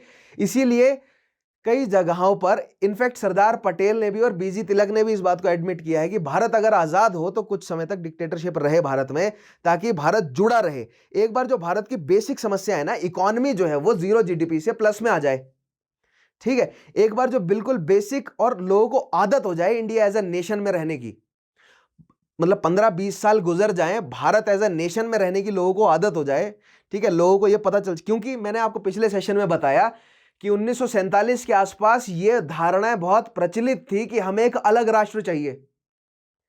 इसीलिए एक ऐसी स्ट्रांग सरकार का होना जरूरी था जो 15-20 साल जो है वो शासन करे और आदत डाल दे लोगों को एक यूनिफाइड इंडिया की, ताकि वो जो ऐसी पॉपुलेशन है, ऐसी जो जनसंख्या है, ऐसे जो लीडर्स हैं जो कि अलग राष्ट्र या सेपरेट पावर्स की डिमांड कर रहे थे, उनका इंडियनाइजेशन हो जाए धीरे धीरे। ठीक है, तो एक तर्क ये भी दिया जा सकता है, सोच के देखिएगा। मैं ये नहीं कह रहा कि दिस इज एंटायरली ट्रू, और मैंने ये नहीं कह रहा कि this is the only way, but मैंने आपको एक तर्क प्रोड्यूस किया। अभी ये माइक्रो एनालिसिस का पॉइंट है, इसलिए जब हम चर्चा में जाएंगे ना माइक्रो एनालिसिस में, वहां पर हम सारे तर्कों को लेकर आऊंगा, वहां पर मैं सारे तर्कों को लेकर आऊंगा, सभी चीजें समझेंगे। उनमें से एक ये है कि एक जो है वो स्ट्रांग लीडरशिप की आवश्यकता क्यों थी। शुरुआत में एक ऐसी सरकार जो 15-20 साल लगातार रहे और एक ही डायरेक्शन में जो है वो काम करती रहे, उसके डायरेक्शन में कोई बदलाव ना हो। अगर वो वेस्टर्न लेवल पर सोशलाइजेशन करना चाहती है या नेशनलाइजेशन करना चाहती है भारतीय रिसोर्सेज का, तो उसी डायरेक्शन में काम करे, उस डायरेक्शन से वो हटे ना। अगर वो हट गई तो भारत टूट गया, भारत को जोड़कर रखना अनिवार्य था। तो ये एक आर्ग्यूमेंट है, बाकी सारी चीजें भी पेश करूंगा। ठीक है, तो ये मत सोचा कीजिए, कई बार क्या होता है, क्योंकि फाउंडेशन है और मैं केवल एक एक आर्ग्यूमेंट रखता हूं ताकि आप जो है वो सोचना शुरू करें। अगर आपके दिमाग में कॉन्ट्राडिक्शन भी आ रहा है ना, तो मेरा काम वहां पर हो गया। कॉन्ट्रडिक्शन आया दैट मींस आपने सोचना शुरू कर दिया। ठीक है, मेरा पहला एजेंडा क्या है, आप सोचें, सोचना शुरू करें आइडियाज को लेकर। फैक्ट्स तो जुड़ते चले जाएंगे, फैक्ट्स जो है वो सेकेंडरी चीज है। ठीक है, कमीशन का पेपर निकालना है ना, चाहे आप स्टेट का निकालना चाहते हो या यूनियन का, ठीक है, फैक्ट्स जो है वो सेकेंडरी चीज है, जो प्राइमरी चीज है वो कॉन्सेप्ट है। कॉन्सेप्ट प्रिपेयर करने की तरफ जो है वो अपनी एनर्जीज को डाइवर्ट कीजिए, फैक्ट्स साथ में जुड़ते चले जाएंगे, कहीं नहीं जाएंगे फैक्ट्स। ठीक है, आपको आदत हो जाएगी, कॉन्सेप्ट प्रिपेयर हो गया ना एक बार, फैक्ट्स जो है वो रिवाइज करते जाएंगे आप। ठीक है, टेंशन मत लीजिए उस चीज की। आगे बढ़ते हैं अब हम चैलेंजेस में। देखिए, तो सबसे पहला पॉइंट क्या है कि most of the voters were poor, illiterate and came from rural areas and had no experience of elections. Second point है there was much skepticism about such an electorate being able to exercise its right to vote in a politically mature and responsible manner। जो मैंने अभी point explain किया कि ये जो इतनी ज्यादा जनता है जो वोट करने के लायक हो गई है, क्या उस जनता को पता भी है वो किस चीज के लिए वोट दे रही है? ऐसा ना हो कि उनको चिकनी चुपड़ी बातें जो है वो सुनाकर कि ये कर देंगे, इतना विकास कर देंगे, ऐसे कर देंगे, वैसे कर देंगे, और जनता जो है वो भावुक होकर उनको वोट दे दे। ठीक है, तो एक ये जो है वो लोगों के अंदर भय था, कांग्रेस के लीडर्स के अंदर भी था और अन्य पार्टीज के लीडर्स के अंदर भी था, और आपस में एक दूसरे के लिए था कि ऐसा ना हो कि ये फालतू वायदे कर दे, हम फालतू वायदे कर दे, मतलब ऐसे कमिटमेंट कर दें जो कि उन कमिटमेंट्स को पूरा करना सरकार के लिए बोझा बन जाए। क्योंकि पहली सरकार थी, जो कमिटमेंट्स करने थे वो पूरे करने थे। जैसे कि नेहरू जी ने कमिटमेंट करे कि अगर मैं आया सरकार में तो मैं हिंदू कोड बिल लेकर आऊंगा। ठीक है, और नेहरू जी ने क्लियरली बोला कि अगर मुझे आना है ना सरकार में तो मैं हिंदू कोड बिल लेकर आऊंगा जरूर, और आप अगर वोट दे रहे हो ना तो सोच समझ के दीजिएगा, क्योंकि हिंदू कोड बिल की जो बहस है, आगे आने वाले टॉपिक में मैं आपको हिंदू कोड बिल की बहस समझाऊंगा क्या है। तो हिंदू कोड बिल की जो बहस है उसमें जो सारे तथ्य हैं उन सबको खुले तौर पर नेहरू जी ने रखा। ठीक है, तो इसी तरह अन्य लीडर्स ने भी जो चीज उन्होंने करनी थी वो खुले तौर पर कमिट किया, और वो करना उनके लिए अनिवार्य था। तो अब जिन्होंने हवा में बातें करी थी ना, वो उन्होंने समस्याएं खड़ी कर दी। ठीक है, कंपटीशन बढ़ा दिया उन्होंने बाकियों के लिए। नेक्स्ट चीज देखिएगा, the electoral exercise was describe by some as a leap in the dark and by others as fantastic as an act of faith before the elections took place. ठीक है, a leap in the dark यानी अंधेरे में चलाया गया तीर, कि अब जनता, इतनी सारी जनता जिसको पता नहीं है कि इलेक्शन का मतलब क्या है, वोटिंग का मतलब क्या है, लेकिन उस सब जनता को सिखाया गया, बताया गया। मैंने बोला ना, कांग्रेस जो है वो काम कर रही थी, इसलिए लोगों को धीरे धीरे, या एक काफी बड़े हिस्से की पॉपुलेशन को पता था कि क्या होने जा रहा है। वो जानते थे गांधी का नाम, वो जानते थे नेहरू का नाम, ठीक है, वो जानते थे कांग्रेस क्या है, वो जानते थे हिंदू महासभा क्या है, वो जानते थे मुस्लिम लीग क्या है। ठीक है, इन सब लीडर्स का नाम जो है वो पॉपुलर था, ऐसा नहीं है कि गांव देहात में, लेकिन फिर भी still there was a influential number of population, एक ऐसी पॉपुलेशन जो कि इन्फ्लुएंस क्रिएट कर सकती थी, जो कि अवेयर नहीं थी इलेक्शन के बारे में, उनको इलेक्शंस की प्रैक्टिस नहीं थी। ठीक है, नेक्स्ट चीज देखिएगा, there was a house to house survey to register the voters. ठीक है, घर घर जाकर जो है वो वोटर्स को रजिस्टर किया गया। Many eligible voters could not be included in the electoral roll despite much effort on the part of election commission।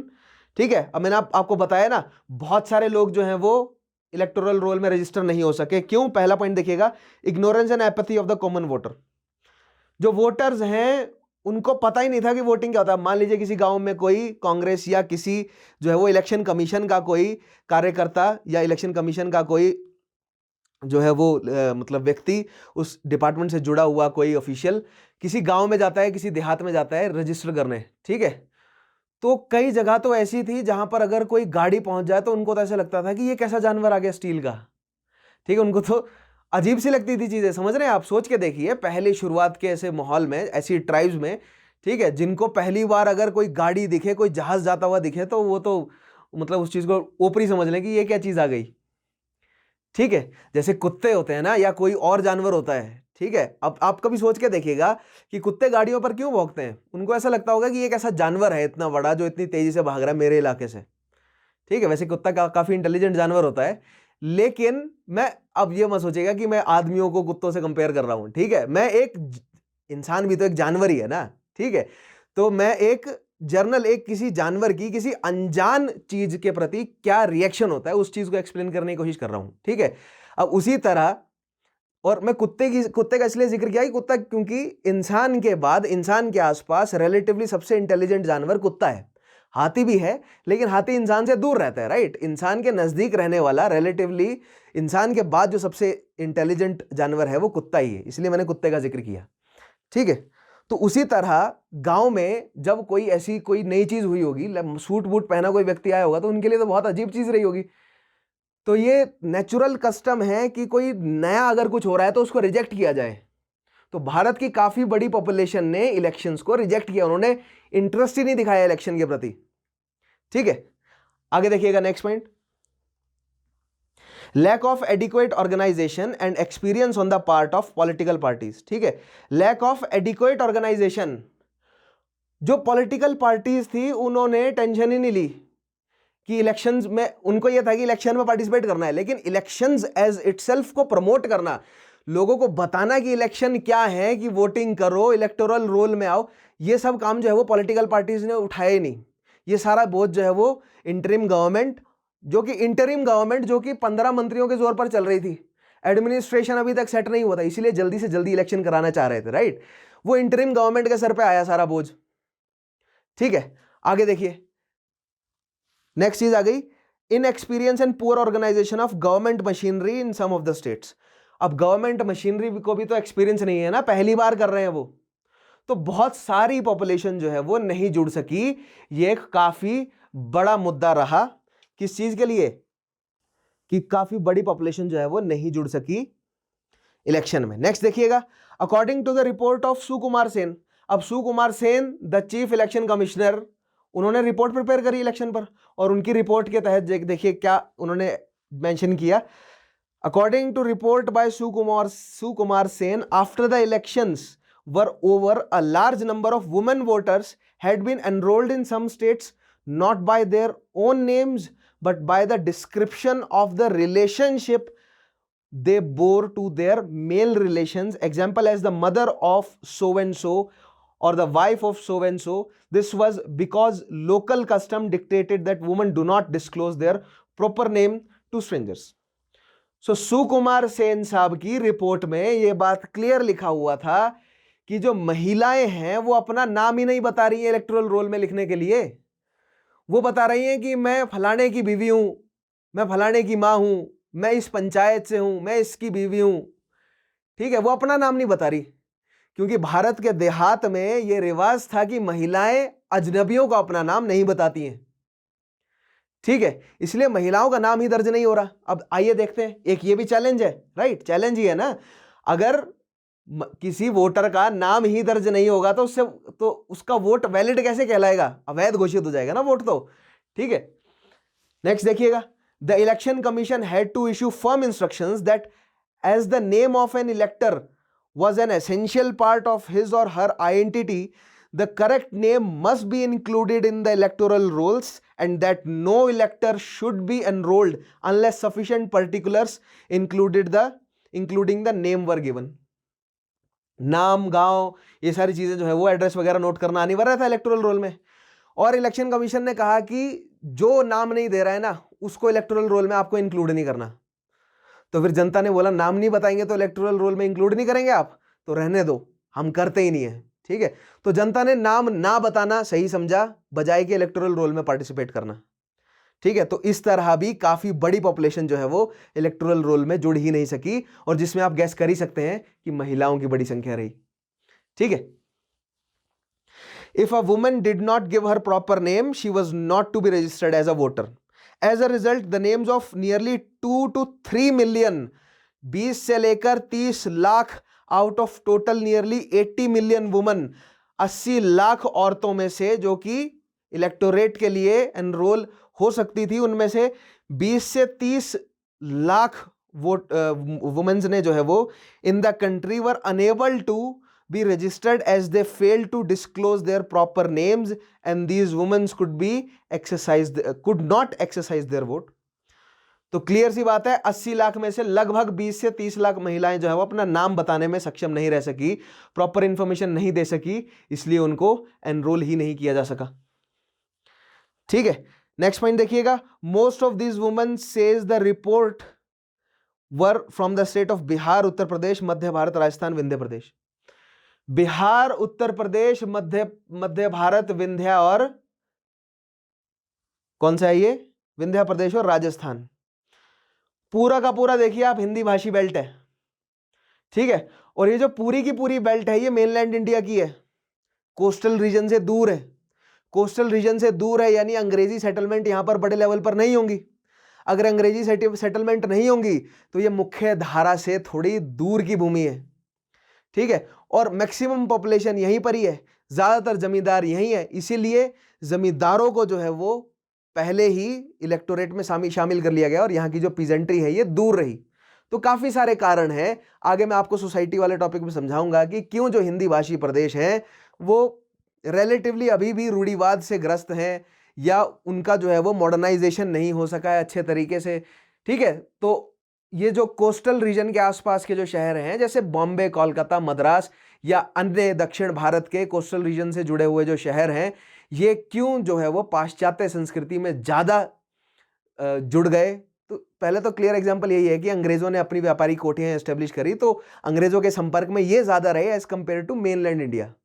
Mainland India में जो पॉलिटिकल हॉटस्पॉट्स हैं वहां पर रीजेंसीज थी, लेकिन जितना आवागमन और जितनी जो है वो आवाजाही कोस्टल रीजन में भारतीयों अंग्रेजों की थी उतनी मेनलैंड में नहीं थी। 2-3 कारण है। पहली बात तो अंग्रेज यूरोप से आए तो उनको लगती थी बहुत गर्मी भारत में, कोस्टल रीजन जो है वो रिलेटिवली ठंडा होता है, और जो मेनलैंड है ना, खासकर जो हिंदी भाषी बेल्ट है ये पूरी की पूरी, ये बहुत ज्यादा गर्मियों में बहुत ज्यादा गर्म हो जाती है और अंग्रेजों की बस का नहीं था इतनी गर्मी झेलना भारत में। ठीक है, इसलिए कोस्टल रीजन में उन्होंने रहना जो है वो ज्यादा पसंद किया। एक कारण ये भी है। ठीक है, देखिएगा यहां पर मैं एक चीज ना आपके दिमाग में प्लांट करना चाहता हूं, कोई भी चीज अगर होती है ना, कोई भी बड़ी घटना घटती है तो उसके पीछे एक कारण जो है वो उत्तरदायी नहीं होता। आपको मल्टीपल फैक्टर्स को ढूंढना जो है वो आना चाहिए, और किसी एक फैक्टर को पकड़ के अगर आप अपना परसेप्शन जनरेट कर लेंगे ना तो वो मैटर हो जाता है पॉलिटिसाइज। ठीक है, और अगर आप अपना पॉलिटिकल एजेंडा सीधा करने के लिए यूज कर रहे हैं तब तो आप खेल गए, खिलाड़ी हो गए। ठीक है, लेकिन अगर कोई और पॉलिटिकल एजेंडा बना रहा है किसी एक ही फैक्टर को और अगर आप उसमें उलझ गए तो ये समझ लीजिएगा कि यू आर बीइंग प्लेड। तो कोई भी अगर कोई बड़ी घटना होती है ना, सिर्फ ये नहीं कि अंग्रेजी की जो भारतीय जो हिंदी बेल्ट है उसका मॉडर्नाइजेशन रिलेटिवली कम क्यों है as compare to coastal region में जो सिटीज हैं उनसे, इसके पीछे कई सारे फैक्टर्स हैं। ठीक है, तो कोई भी अगर इस तरह का बड़ा इवेंट होता है तो उसके होने में कई सारे फैक्टर जुड़े होते हैं। सो मेक श्योर कि आप उन सारे फैक्टर्स की तरफ ध्यान दें या ज्यादा से ज्यादा फैक्टर्स को इंक्लूड करने की कोशिश करें। ठीक है, आगे बढ़ते हैं। देखिए नेक्स्ट आ गया अब हमारे पास कि the election commission also faced a major problem with regard to displaced person. अब अगली समस्या थी डिस्प्लेस्ड पर्सन। बंटवारा हुआ था, मैंने आपको बताया था कि लाखों के हिसाब से लोग जो हैं वो एक देश से दूसरे देश गए थे, यानी पाकिस्तान के लोग भारत माइग्रेट हुए थे, भारत के लोग पाकिस्तान चले गए थे। ठीक है, तो ये जो नई जनता आई थी और जो काफी जनता चली गई थी, उनका रिकॉर्ड, क्योंकि देखिएगा जो इलेक्टोरल रोल प्रिपेयर किए गए ना, उन किस आधार पर किए गए, जो ऑलरेडी एग्जिस्टिंग जितनी भी जो भी सरकारी डॉक्यूमेंट है उसके आधार पर। क्योंकि सेंसस तो 1941 में भी हुआ था, सेंसस तो उससे पहले 1931 में भी हुआ था। तो जो 41 का सेंसस है ना, उसको आधार में रखा गया था कि कहां पर कितनी पॉपुलेशन है। 51 के सेंसस को भी रखा गया था, लेकिन 41 के सेंसस को इसलिए कंसीडर किया गया था ताकि यह पता चले कि कितनी पॉपुलेशन गायब है माइग्रेशन की वजह से या मर गई है दंगों में। ठीक है, तो 41 के सेंसस और 51 के सेंसस को जोड़कर जो है वो इलेक्टोरल रोल प्रिपेयर करना था। तो एक ये बहुत बड़ी समस्या थी कि काफी ज्यादा पॉपुलेशन जो है वो गायब भी थी, तो उनको अकाउंट करना जो गायब है, प्लस काफी ज्यादा पॉपुलेशन आ भी गई थी, उनको अकाउंट करना जो नए आ गए हैं। क्योंकि देखिएगा 41 का जो सेंसस है उसके हिसाब से तो सभी भारत के ही थे ना, भले ही वो प्रेजेंट मतलब उस समय जो ईस्ट पाकिस्तान बना था या पाकिस्तान बना था, 41 में तो वो भारत के हिस्सा थे। ठीक है, तो 41 के सेंसस में उस क्षेत्र में रहने वाले लोगों की जानकारी 41 के सेंसस में अवेलेबल होगी, तो वहां से रेफरेंस उठाए गए। नॉट जस्ट 41 का सेंसस, लेकिन 47 के बंटवारे से पहले के जो डिस्ट्रिक्ट्स वगैरह के डॉक्यूमेंट्स थे, उनसे जो है वो जानकारी इकट्ठा की गई कि कौन लोग हैं, जो गांव है, पंचायत है, जो भी पंचायतें थी या जो भी दस्तावेज इलेक्शन कमीशन को मिला, ठीक है, चाहे वो डिस्ट्रिक्ट लेवल से पंचायत लेवल से मिला हो, उन सब का इस्तेमाल किया उन्होंने इलेक्टोरल रोल प्रिपेयर करने में। ठीक है, और उसी में एक बहुत बड़ी समस्या थी डिस्प्लेस्ड पर्सन की, who had migrated from Pakistan in the wake of partition in West Bengal, Punjab, Delhi and to some extent in Assam. कहां पर? अब पार्टीशन की वजह से हुए माइग्रेशन से जो इफेक्टेड क्षेत्र थे वो था पंजाब, दिल्ली, वेस्ट बंगाल और असम। ठीक है, these migrants constituted a considerable floating population. Floating population का मतलब समझ गए ना आप? ठीक है, जो माइग्रेट होकर आए हैं वो अभी फ्लोट कर रहे हैं। क्यों? क्योंकि उनके पास प्रॉपर रेजिडेंस वगैरह नहीं है। माइग्रेट करके आए हैं, वो मुसलमानों द्वारा छोड़े गए जो घर हैं, उन घरों में जाकर उन्होंने रहना शुरू कर दिया। उनके पास प्रॉपर जो है वो रेजिडेंस नहीं है, खेती करने के लिए जमीनें नहीं है, इसलिए उनको फ्लोटिंग पॉपुलेशन कहा गया। अभी वो स्थायी पॉपुलेशन नहीं थी भारत की। And it was very difficult to register those of them that were eligible for registration under the law. Next देखिएगा, political parties in a mature democracy participate in all stages of the process of election. The parties could be of great help in the preparation of electoral rolls. However, India was a nascent democracy and political parties lacked experience. They took little interest in doing their bit. ये चीज मैंने पहले explain करी है। एक ये समस्या भी थी कि भारत एक नई डेमोक्रेसी बनी थी, तो जो पॉलिटिकल पार्टीज हैं उनको पता ही नहीं था। पहली बात तो उनका इंटरेस्ट भी नहीं था, दूसरी चीज उनको पता भी नहीं था या उनको रास्ता प्रशस्त नहीं था कि किस तरह इलेक्टोरल रोल प्रिपेयर करने का जो पूरा प्रोसेस है उसमें हम भी भागीदारी अदा कर सकते हैं। तो जो ज्यादातर पॉलिटिकल पार्टीज जिन्होंने इलेक्शन में पार्टिसिपेट किया वो दूर रहे इलेक्टोरल रोल को प्रिपेयर करने के पूरे प्रोसीजर से। ठीक है, कांग्रेस तो काम कर ही रही थी क्योंकि कांग्रेस की तो इंटरिम गवर्नमेंट भी थी। उसके अलावा और भी मेजर पार्टीज काम कर रही थी, लेकिन ज्यादातर political parties they stayed aloof. As it was the huge task of preparing the electoral rolls in a country of some 173 million voters, यानी कि 17 करोड़ से ज्यादा, 17 करोड़ 30 लाख से ज्यादा voters had to be borne almost entirely by the governmental machinery in the states acting under the directions of election commission. राज्य की सरकारों ने इलेक्टोरल रोल प्रिपेयर करे इलेक्शन कमीशन के डायरेक्शन के अंडर, जिसका कमिश्नर केवल एक व्यक्ति, सुकुमार सेन। ठीक है, सभी राज्य की सरकारों की जो गवर्नमेंटल मशीनरी है, वहां के जो आईसीएस अफसर हैं या जो भी उस समय गवर्नमेंट अफसर हैं थे, ठीक है, उन सब ने जो है वो घर घर जाकर जानकारी इकट्ठा करी है। और पॉलिटिकल पार्टीज ने ज्यादा बड़ा पार्टिसिपेशन किया ही नहीं इस टास्क में। ठीक है, आगे बढ़ते हैं। नेक्स्ट देखिएगा, और समस्याएं क्या क्या थी। With over 70% of the voters being illiterate, it was necessary for candidates to be identified by symbols. 70% voters क्या थे? इलिटरेट। तो अब सामने जवाहरलाल नेहरू लिखा है, बी आर अंबेडकर लिखा है, मौलाना अबुल कलाम आजाद लिखा है, किसको समझ आ रहा है? नहीं पता चल रहा।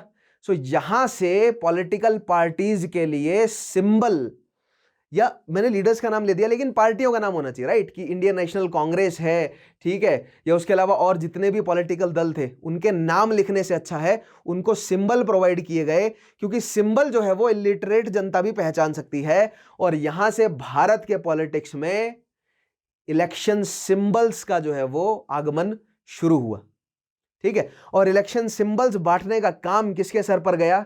इलेक्शन कमीशन के सर पे, ठीक है। So the election commission had to allot a symbol to each major party and independent candidate. At the time of allotment of symbols, the political parties became more active. अब symbol जब बांटे जाने लगे ना, तब पॉलिटिकल पार्टियां जो है वो जाकर एक्टिव हुई, क्योंकि सिंबल जो है वो सिंपल सी बात है उनकी आइडेंटिटी है, तो उनकी जब आइडेंटिटी, खुद की आइडेंटिटी पर जब बात आई तब वो एक्टिव हो गए, ठीक है। नेक्स्ट पॉइंट देखिएगा। Indeed, according to the Sen report, यानी सुकुमार सेन यानी इलेक्शन कमिश्नर की रिपोर्ट जो थी, a remarkable feature of the increasing tempo was the formation of new political parties all over the country, some of them ultimately proving to be a mushroom growth. जैसे ही ये घोषणा हुई ना कि symbols जो हैं वो एलोकेट किए जाएंगे, एक मशरूम ग्रोथ हुआ पॉलिटिकल पार्टीज में, ठीक है। बहुत सारी छोटी छोटी पॉलिटिकल पार्टीज जो है वो एस्टेब्लिश हो गई, क्योंकि जहां पर एक व्यक्ति जो है वो आजाद खड़ा हो रहा है, मान लीजिए उसी क्षेत्र में 5-6 व्यक्ति आजाद खड़े हो रहे हैं, उन्होंने जुड़कर एक पार्टी बना दी और एक जो है वो उसका सिंबल आ गया, क्योंकि जो सिंबल्स हैं उनमें पावर होती है, ठीक है। Symbols have power. ये चीज, अगर ये बिल्कुल बेसिक फंडा है, अगर आपको अभी तक समझ नहीं आया है सो टू बैड, लेकिन सिंबल हैव पावर को मैं कहीं ना कहीं किसी सेशन में एक्सप्लेन करूंगा, अभी इस समय जगह नहीं है, मतलब इस समय जो है वो ये सही समय नहीं है सिंबल हैव पावर की आइडियोलॉजी आपको समझाना, लेकिन इस चीज को लिखिए कहीं, सिंबल हैव पावर, और पढ़ने की कोशिश कीजिएगा खुद से। आपको होमवर्क दे सकता हूं ना मैं, ठीक है, तो मैं आपको होमवर्क देता हूं। सिंबल हैव पावर जो फ्रेज है इसको पढ़ना शुरू कीजिए और देखिए कि कैसे जो है वो सिंबल्स में शक्ति होती है। और सिंबल्स केवल एक निशानी ना होकर, सिंबल्स जो है वो कई चीजें सिंबल्स की तरह काम कर सकती हैं। तो देखिए मानव का दिमाग किस तरह काम करता है, मास मोबिलाइजेशन किस तरह काम करती है, और मास पब्लिक को मैनिपुलेट करना सिंबल्स के माध्यम से कैसे किया जाता है सरकारों द्वारा या बड़ी कॉर्पोरेट ऑर्गेनाइजेशंस, बड़े जो मतलब मल्टीनेशनल कॉर्पोरेशंस है उनके द्वारा कैसे किया जाता है सिंबल्स का use. So make sure you study on this, बहुत इंपॉर्टेंट है आपके मानसिक विकास के लिए, बहुत जरूरी, ठीक है, क्योंकि एक ऐसी चीज है जो हर वक्त हमारे आसपास है लेकिन हम ध्यान नहीं देते इस चीज पे, ठीक है। तो बहुत अनिवार्य है आप इस छोटे छोटे फंडों पर ध्यान देना शुरू करें, ठीक है। आगे देखते हैं। नाउ अब सिंबल बांटे जाने थे, बहुत सारी जो है वो मशरूम ग्रोथ देखने को मिली, बहुत सारी पॉलिटिकल पार्टीज आती हुई देखने को मिली। There were as many as 178 parties, but most of these parties virtually disappeared after the election, with many of their candidates forfeiting their deposits. ठीक है, 178 पार्टियां, अब पार्टी एस्टेब्लिश कर रही है तो डिपॉजिट करना पड़ता है, कुछ पैसा जमा करना पड़ता है, राइट, मतलब रजिस्ट्रेशन कराना पड़ता है, रजिस्ट्रेशन फीस देनी पड़ती है, ठीक है। तो 178 पार्टियां जो है वो रजिस्टर हो गई जाके, इतनी सारी पार्टियां आ गई, लेकिन बाद में इलेक्शन के बाद वो पार्टियां नल हो गई, क्योंकि मैक्सिमम उनमें से बहुत सारी जो है वो हार गई।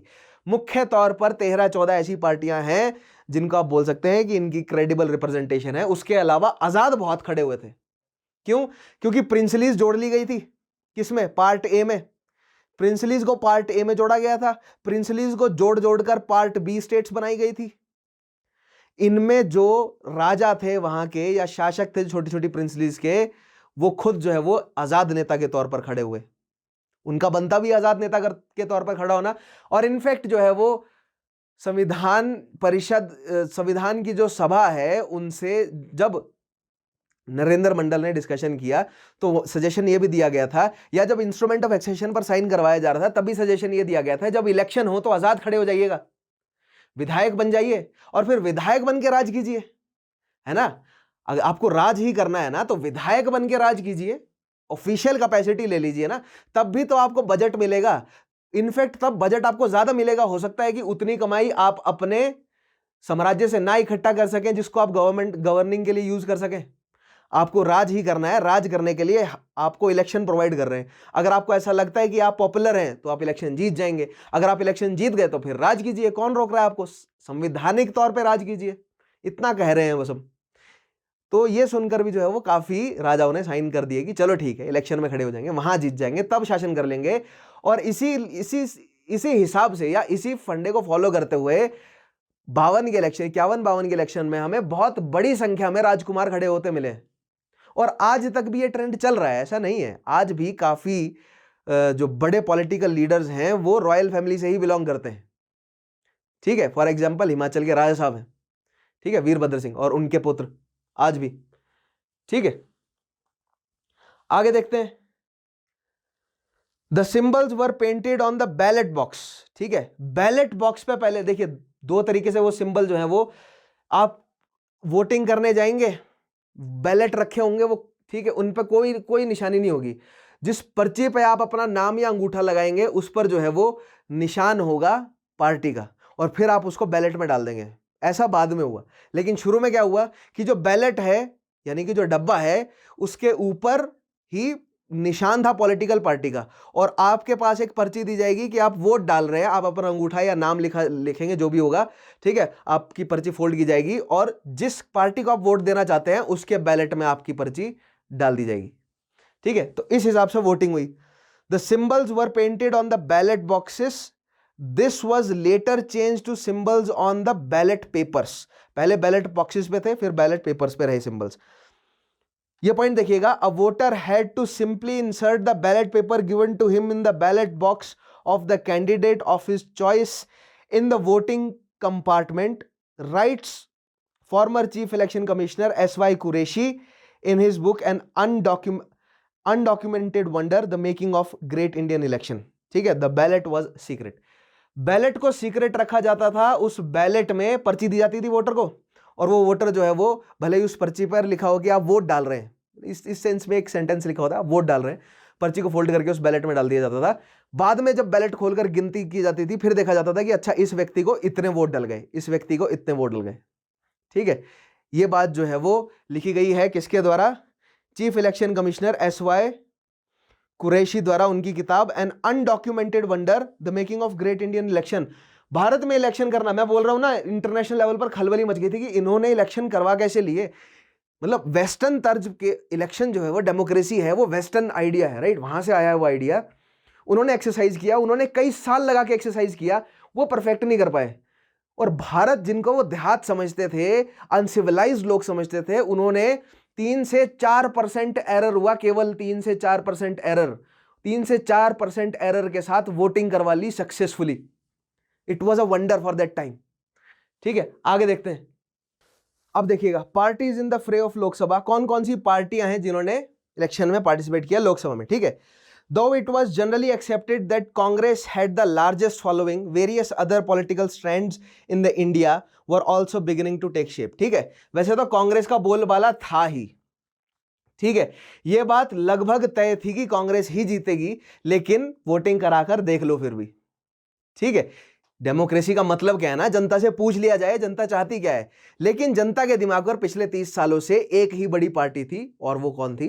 कांग्रेस। ठीक है, लेकिन उसके अलावा और भी पार्टियां थी। अगर रूलिंग पार्टी है तो ऑपोजिशन भी तो होना बहुत अनिवार्य है ना। अगर ऑपोजिशन नहीं हुआ तो क्या हो जाएगा? डिक्टेटरशिप आ जाएगी एक तरह से। अगर ऑपोजिशन कमजोर है तो रूलिंग पार्टी बहुत ज्यादा मजबूत है, वो जो चाहेगी वो करेगी। इसी चीज को तो डिक्टेटरशिप बोला जाता है ना, कि एक व्यक्ति या उसका संगठन जो चाहता है वो करता है। ठीक है, एक राष्ट्र में। लेकिन कई पॉलिटिकल थिंकर्स का ऐसा मानना था कि भारत के लिए वो अनिवार्य है, मतलब रहा उस समय लगभग 20-15 साल तक ऐसा रहना बहुत अनिवार्य था, ताकि राष्ट्र को एक डायरेक्शन में गति मिले। एक बार राष्ट्र एक डायरेक्शन में धकेल दिया जाए, बढ़ जाए आगे, फिर उसके बाद जो है वो आप डेमोक्रेसी खेल सकते हैं। ठीक है, आगे देखिए, though it was generally accepted that the Congress had the largest following, various other political strands in India were also beginning to take shape. Just before the first elections, Shyam Prasad Mukherjee 1950 में इन्होंने रिजाइन कर दिया था इंटरिम गवर्नमेंट से और संविधान सभा से भी बाहर हो गए थे। हिंदू कोड बिल पर बहस थी, ठीक है, कल अगले टॉपिक में आपको समझाऊंगा हिंदू कोड बिल पर क्या बहस थी। So Shyam Prasad Mukherjee, industries ministry under Nehru, broke away to set up Bharatiya Jan संघ उन्होंने एस्टेब्लिश किया अक्टूबर 1951 में, जो कि बाद में चलकर बीजेपी बना। भारतीय जनसंघ, ध्यान रखेंगे क्योंकि अभी अगले कुछ टॉपिक में भारतीय जनसंघ का जिक्र करूंगा भी, यही बाद में चलकर बीजेपी बना भी। डॉक्टर बी आर अंबेडकर ने क्या पार्टी बनाई, देखिएगा, revived the scheduled caste federation. Doctor B R Ambedkar ने भी संविधान सभा से रिजाइन कर दिया था हिंदू कोड बिल की बहस को लेकर ही, ठीक है। क्यों? क्योंकि जो कांग्रेस का स्टैंड और जो हिंदू महासभा थी, इसका जो स्टैंड था हिंदू कोड बिल को लेकर, वो मतलब, और दूसरी साइड जो है वो बी आर अंबेडकर अपनी जगह अड़े हुए थे अपनी बातें मनवाने के लिए, उनको रिजाइन करना पड़ा। अगले टॉपिक में समझाऊंगा क्या थे वो मुद्दे, ठीक है। शेड्यूल्ड कास्ट फेडरेशन, जिसको बाद में रिपब्लिकन पार्टी के नाम से जाना गया। Another high profile Congress leader JB या Acharya Kripalani founded the Kisan Mazdoor Praja party. Ram Manohar Lohia, Jayaprakash Narayan, socialist leaders were the forces behind the socialist party and the communist then united having just abandoned an armed struggle in Telangana to contested, ठीक है। अब ये तेलंगाना जो अपसर्जेस हैं, ये भी एक अलग टॉपिक में समझाऊंगा आपको मैं, ठीक है, याद रखिएगा, इस पे पिन डाल दीजिए, अभी आगे टॉपिक में आपको समझाऊंगा मैं। There were 53 political parties participating in the general election for the Lok Sabha seats. 53 parties थी। अब अगर आपने अभी तक नोट बनाया है ना, मुझे कमेंट में बताएं तुरंत लोकसभा में सीटें कितनी थी, कितनी सीटों के ऊपर वोटिंग होने जा रही थी, ठीक है। अभी पता चल जाएगा कौन कौन पढ़ता है। और हाँ, मैं भले ही ये प्रीमियर होता है, लेकिन जब ये प्रीमियर होता है ना, तो उस समय मैं देख रहा होता हूँ कि कमेंट्स क्या क्या डाल रहे हैं, कौन उल्टी बात कर रहा है, कौन सीधी बात कर रहा है, वो सब मुझे पता चलता है। तो ये एक्सपेक्ट किया कीजिए कि मैं आपके कमेंट्स को देख रहा होता हूँ अगर आप कमेंट कर रहे होते हैं तो, ठीक है। जब ये प्रीमियर हो रहा होता है उस समय भी, और उसके बाद भी मैं चेक करता हूं कि किस स्टूडेंट ने क्या जवाब दिया। जो रेगुलरली जवाब देने वाले जो स्टूडेंट्स हैं ना, उनको मैं थॉरली फॉलो कर रहा हूं कि हो सकता है कि अगर मैं आपको वापस जवाब नहीं कर रहा हूं, वो व्यवस्था भी जल्दी आएगी, क्योंकि उसके लिए मैं कुछ अच्छा सोच रहा हूं, एक अलग तरीके से। ऐसा नहीं कि मैं आपको कमेंट के माध्यम से दूं, उसके लिए मैं एक अलग व्यवस्था कर रहा हूं, ठीक है, ताकि हम एक अच्छा, जो अच्छे लेवल पर कम्युनिकेट कर सकूं मैं, मतलब जो मेरे रेगुलर स्टूडेंट्स हैं उनके साथ, ठीक है। एक अलग व्यवस्था कर रहा हूं मैं उसके लिए धीरे धीरे। लेकिन आप जो है वो जुड़े रहिए, डालते रहिए, मैं मॉनिटर कर रहा हूं आपको। भले ही मैं जवाब दूं, कई बार हो सकता है जवाब ना दे सकूं, लेकिन मैं मॉनिटर जरूर कर रहा हूं, आपको ध्यान रख रहा हूं कि आप क्या जवाब दे रहे हैं। कई बार क्योंकि होता है कि फ्लो में मैं भी कुछ मतलब गलत निकल जाता है मेरे मुंह से। ऐसा नहीं है कि मैं बिल्कुल ही परफेक्ट हूं हर चीज में, ठीक है, कुछ हो सकता है एक छोटी बहुत चीजें, इंसान हूं मैं भी, ठीक है, फ्लो में गलत निकल जाती है चीजें, तो वहां पर मुझे भी माफ कर दिया कीजिए, ठीक है। लेकिन जो मेरी कोशिश है ना आपको समझाने की, ब्रॉड पिक्चर को पकड़ना सीखिए। जो ब्रॉडली मैं आपको समझाना चाहता हूं उस पर ध्यान दीजिए। जो छोटी मोटी गलतियां हैं उसको आप इग्नोर कर सकते हैं, ठीक है। आगे देखिए, 53 पॉलिटिकल पार्टीज हैं, ठीक है, हमने देख लिया। These included 14 national parties according to the report by election commission of India, ठीक है। 14 नेशनल पार्टीज हैं। Besides there were independents. There were total number of 1874 candidates including 533 independent. 533 independents, 1874 candidates, 533 independent पे आप अंदाजा लगा सकते हैं कि ज्यादातर ये राजकुंवर, राजा, महाराजा, जो भी उनके टाइटल्स थे वो रहे होंगे, ठीक है। अन्य जमींदार भी हो सकते हैं, ठीक है, कैपिटलिस्ट, अन्य पूंजीपति भी हो सकते हैं भारतीय, लेकिन काफी बड़ा हिस्सा जो है वो भारत की रॉयल्टी का रहा होगा, ठीक है। आगे बढ़ते हैं। और टोटल कितने हैं? 1874 कैंडिडेट है, ठीक है। यह बात हम भली भांति समझ गए। नेक्स्ट देखिएगा, अब देखते हैं ये 14 नेशनल पार्टियां थी कौन कौन सी। So the national parties were, ये लिस्ट हमें ध्यान रखनी है, ठीक है। ऑल इंडिया भारतीय जनसंघ, जिसको बीजेएस कहा जाता है, भारतीय जनसंघ, ठीक है। Bolshevik party of India, BPI. Communist party of India, CPI.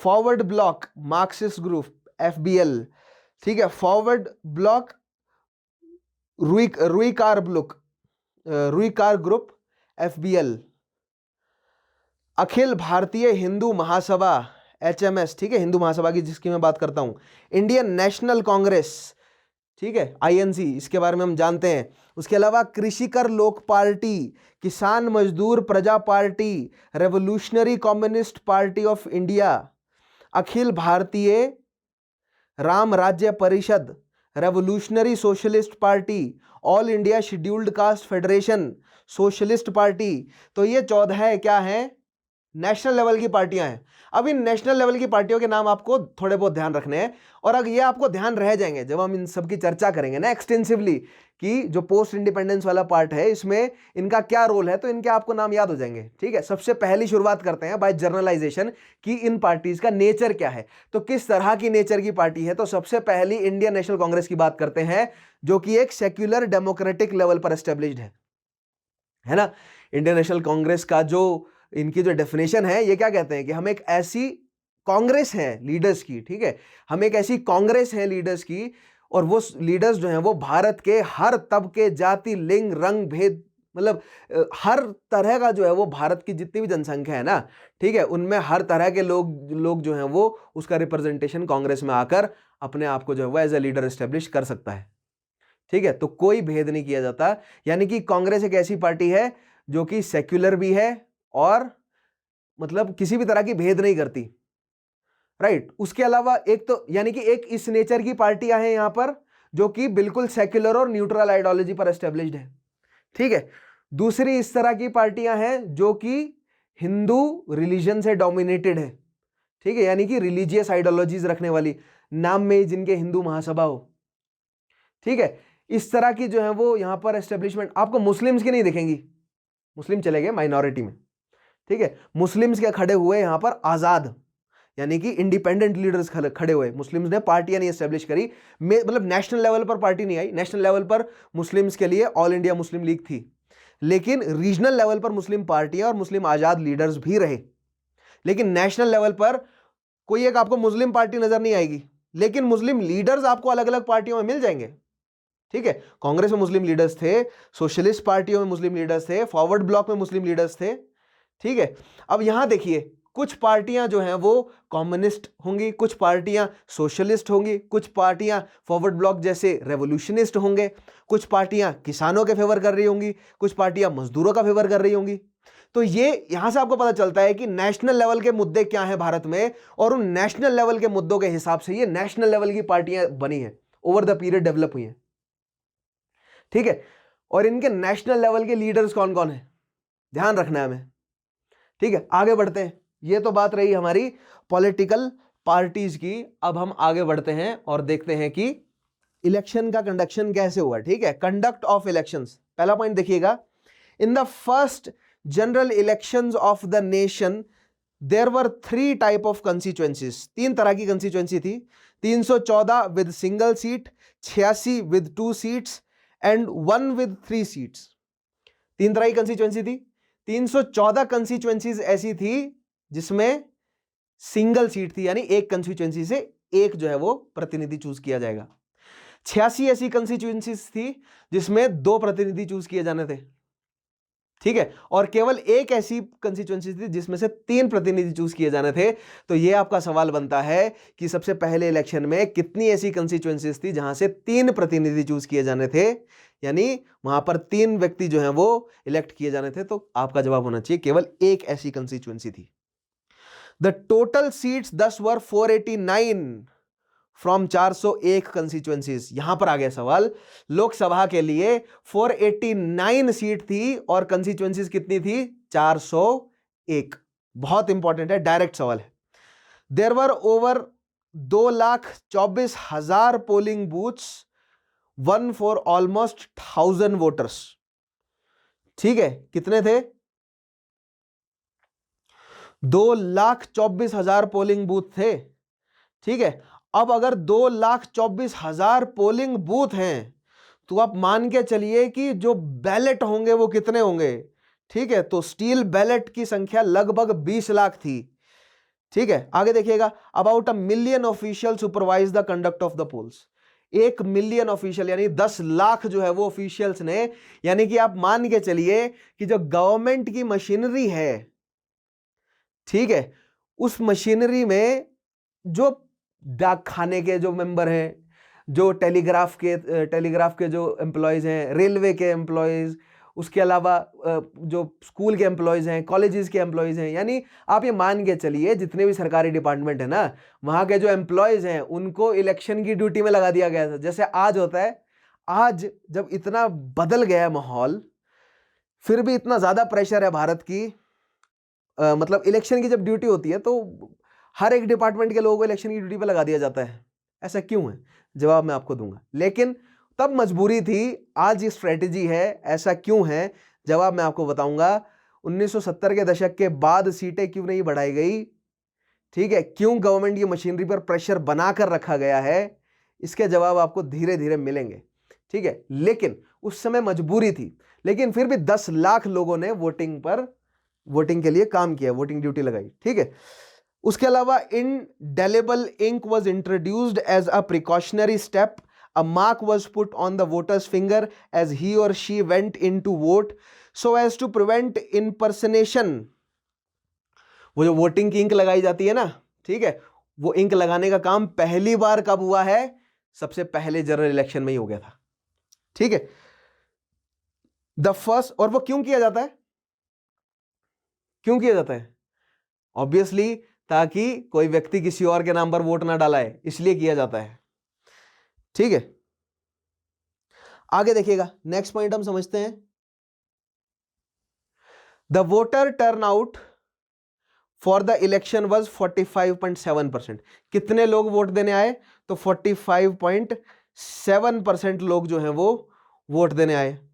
The people demonstrated their ability to vote with knowledge even though the majority of them were illiterate. जब वोटिंग हुई तो लोगों को वोट करना आता था, इतनी जबरदस्त तैयारी करी थी इलेक्शन कमीशन ने लोगों को, क्योंकि वोटिंग को, पहली बात तो वोटिंग को इजी से इजी बनाया गया। सामने आपको जो है वो चिन्ह बता दिए गए कि आप इस लीडर को देना चाहते हैं, इसका ये चिन्ह है, इसका ये चिन्ह है, इसका ये चिन्ह है, और आपको सामने बॉक्स दे दिए गए, उस पर चिन्ह लगे हुए हैं, आपको पर्ची दे दी गई, जाइए करिए वोट जिसको आपको चूज करना है। तो कितना मुश्किल है, किसी को भी समझाया जा सकता है, राइट। सो यही जो है वो अचंबा रहा दुनिया के लिए। काम आसान है लेकिन बहुत बड़ी पॉपुलेशन को करवाना है, राइट। आसान काम है लेकिन बहुत बड़ी पॉपुलेशन के लिए मैनेज करना है। This was the wonder of the first election, ठीक है, और वो जनता ने बहुत आराम से किया। The number of invalid votes were low as 3 to 4%, 3 से 4% वोट ही इनवैलिड घोषित किए गए। The participation of women was significant with some 40% of the eligible women voters exercise their vote. 40% महिलाएं वोट करने आई, ये अपने आप में भी एक बहुत बड़ी उपलब्धि थी उस समय की। आइए अब बात करते हैं इलेक्शन के रिजल्ट की। तो लोकसभा के इलेक्शन के रिजल्ट की बात करते हैं। The Indian national Congress contested 472 seat. Indian national Congress ने कितनी सीटों पर वोट करवाए, मतलब कितनी सीटों पर खड़े हुए, 472, और उनमें से 364 सीटें जो है वो कांग्रेस जीत गई, ठीक है। A stupendous majority of the seats to the Lok Sabha. The CPI won 16 and the Socialist Party won 12. The only other parties to get 2-digit number of seats, ठीक है। 2-digit नंबर सीट सीपीआई और सोशलिस्ट पार्टी ही जीत सकी, और उससे पहले उससे ज्यादा जो है वो कांग्रेस ने जीता। तो यहां पर आप अंदाजा लगा सकते हैं कि धर्म के नाम पर वोटिंग कम से कम हुई, और मजदूरों और पीजेंट्री और इक्वालिटी और डेवलपमेंट के नाम पर यहां पर वोटिंग ज्यादा हुई, जिनका एजेंडा डेवलपमेंट था, ठीक है। जिनका एजेंडा धर्म के नाम पर वोटिंग कराना था, वो ज्यादा वोट जो है वो नहीं एक्वायर कर सके। फिलहाल अभी धीरे धीरे वो धर्म की पॉलिटिक्स भी चली है भारत में, ठीक है, सबने चलाई है। मैं किसी एक पर्टिकुलर पार्टी की नहीं बात कर रहा हूं, जितनी भी पॉलिटिकल पार्टियां रही हैं उन्होंने वो आसान रास्ता चूज किया है। जब भारत की जनसंख्या बहुत ज्यादा बढ़ गई, कॉम्प्लेक्सिटीज बहुत ज्यादा बढ़ गई ना, तो उनको वो आसान रास्ते चूज करने पड़े। कौन काम करे, है ना, उनके हिसाब से तो यही था कि कौन काम करे, कौन जो है वो काम दिखाकर वोट मांगे। जनता जब समझती नहीं है उस बात को, तो कहने का मतलब ये है कि मैं आपको बताऊंगा आगे कि कैसे पार्टियां इस निष्कर्ष पर पहुंची कि यही एक सही रास्ता है। यानी धर्म के नाम पर वोटिंग कराना ही एक सही रास्ता है, लेकिन एक गलत प्रैक्टिस है, भारत में बहुत गलत तरीके से यूज कर ली गई है, जल्दी ही खत्म होनी चाहिए। अगर भारत को एक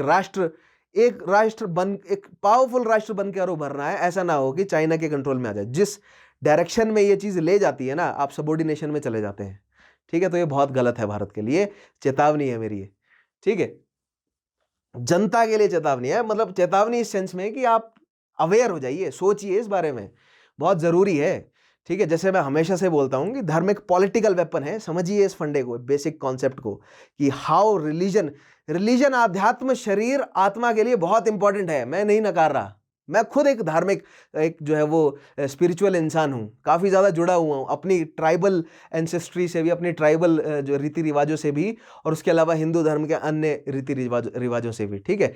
लेकिन मैं आंख नहीं मूंद सकता ना कि जो समाज में हो रहा है, जो पॉलिटिकल स्फीयर में हो रहा है, जिस चीज को गलत तरीके से इस्तेमाल किया जा रहा है, उसके प्रति अगर आप आंख मूंद लें तो मतलब आपको नपुंसकता की तरफ धकेला जा रहा है। अगर मैं एक सेंटेंस में बोलूं ना, तो नपुंसकता की तरफ धकेला जा रहा है, इससे बचिए, बहुत गलत चीज है। आगे देखिए, the KMPP won 9 seats, BJS की 3 सीट आई, independents got the highest number. Congress के बाद सबसे ज्यादा सीटें किसी ने जीती तो वो इंडिपेंडेंट थे, इंडिपेंडेंट जो खड़े हुए थे, ठीक है। उसके अलावा Congress polled close to 45%, 44 point something percent जो है वो कांग्रेस ने वोटिंग जीती, मतलब। उसके अलावा CPI गॉट 3.29%, उसके अलावा सोशलिस्ट पार्टी 10.59%, ठीक है। नेक्स्ट देखिएगा, यहां पर आता है, इधर खत्म हुआ हमारा कि किसने कितने वोट उठाए और प्रोमिनेंट लीडर्स जो हैं वो कौन कौन जीते। सम प्रोमिनेंट विनर देखिए कौन कौन है। Gulzari Lal Nanda, Lal Bahadur Shastri, who were to be future prime minister, Delhi's first chief minister to be, Chaudhary Brahm Prakash, Humayun Kabir, AK Gopalan, Rafi Ahmed Kidwai, KD Malviya and Subhadra Joshi. तो ये कुछ इंपॉर्टेंट लीडर्स हैं जो इलेक्शन जीते। उसके अलावा जो हार गए उनमें से BR अंबेडकर की जो है वो हार हुई, ठीक है। Doctor BR Ambedkar was defeated in Bombay, ठीक है, which was a reserved constituency as a candidate of scheduled caste federation by his little known former assistant and Congress candidate Narayan Sadoba Kajrolkar, ठीक है। Doctor Ambedkar later entered parliament as a Rajya Sabha member. बाद में Rajya Sabha member के तौर पर doctor Ambedkar enter किए, क्योंकि उन्होंने लेजिस्लेटिव असेंबली का तो इलेक्शन जीता ही बॉम्बे से, बॉम्बे उनकी कंस्टिट्यूएंसी थी, काफी समय से बॉम्बे वो काम कर ही रहे थे। इनफैक्ट बॉम्बे की लेजिस्लेटिव काउंसिल अंग्रेजों के समय से, ठीक है, तब से ही वो बॉम्बे की लेजिस्लेटिव काउंसिल और लेजिस्लेटिव असेंबली का हिस्सा रहे थे, इसलिए बॉम्बे की लेजिस्लेटिव असेंबली का तो उन्होंने जीतना ही था इलेक्शन। लेकिन कांग्रेस की जो हवा है उसमें कांग्रेस का लीडर जीत गया डॉक्टर BR अंबेडकर के खिलाफ। और कौन, ऐसा वैसा नहीं, डॉक्टर BR अंबेडकर का ही फॉर्मर कलीग, जब डॉक्टर BR अंबेडकर कांग्रेस में थे तो उन्हीं के ही एज अ कलीग की तरह काम किया, या अगर कहा जाए तो नारायण सदोबा कजरोलकर असिस्टेंट रहे हैं डॉक्टर BR अंबेडकर के। तो ये बहुत इंपॉर्टेंट पॉइंट है, डायरेक्ट सवाल बनता है। उसके अलावा Acharya JB Kripalani as KMPP candidate lost from Faizabad, Acharya Kripalani ji हार गए in Uttar Pradesh, but his wife Sucheta Kripalani, जो बाद में जाकर उत्तर प्रदेश की मुख्यमंत्री भी बनी है, डिफीटेड कांग्रेस कैंडिडेट, ठीक है, Manmohini Sahgal in Delhi. After the votes were counted and results declared, the first Lok Sabha और the house of people was constituted by election commission on 2 April 1952। पहली लोकसभा या पहली जो है वो पार्लियामेंट एस्टेब्लिश की गई है कब, तो डेट आपके सामने अवेलेबल है 2 अप्रैल 1952। डायरेक्ट सवाल है। Until this point, Indian Constituent Assembly had served as interim government. अभी तक interim government कौन है? Indian Constituent Assembly. नेक्स्ट चीज देखते हैं कि स्पीकर कौन बने लोकसभा के, तो गणेश वासुदेव मावलांकर, यानी कि GV Mavalankar was the first speaker of Lok Sabha, ठीक है। आगे देखिए, आप देख पा रहे हैं, Jawaharlal Nehru became the first prime minister after the general elections.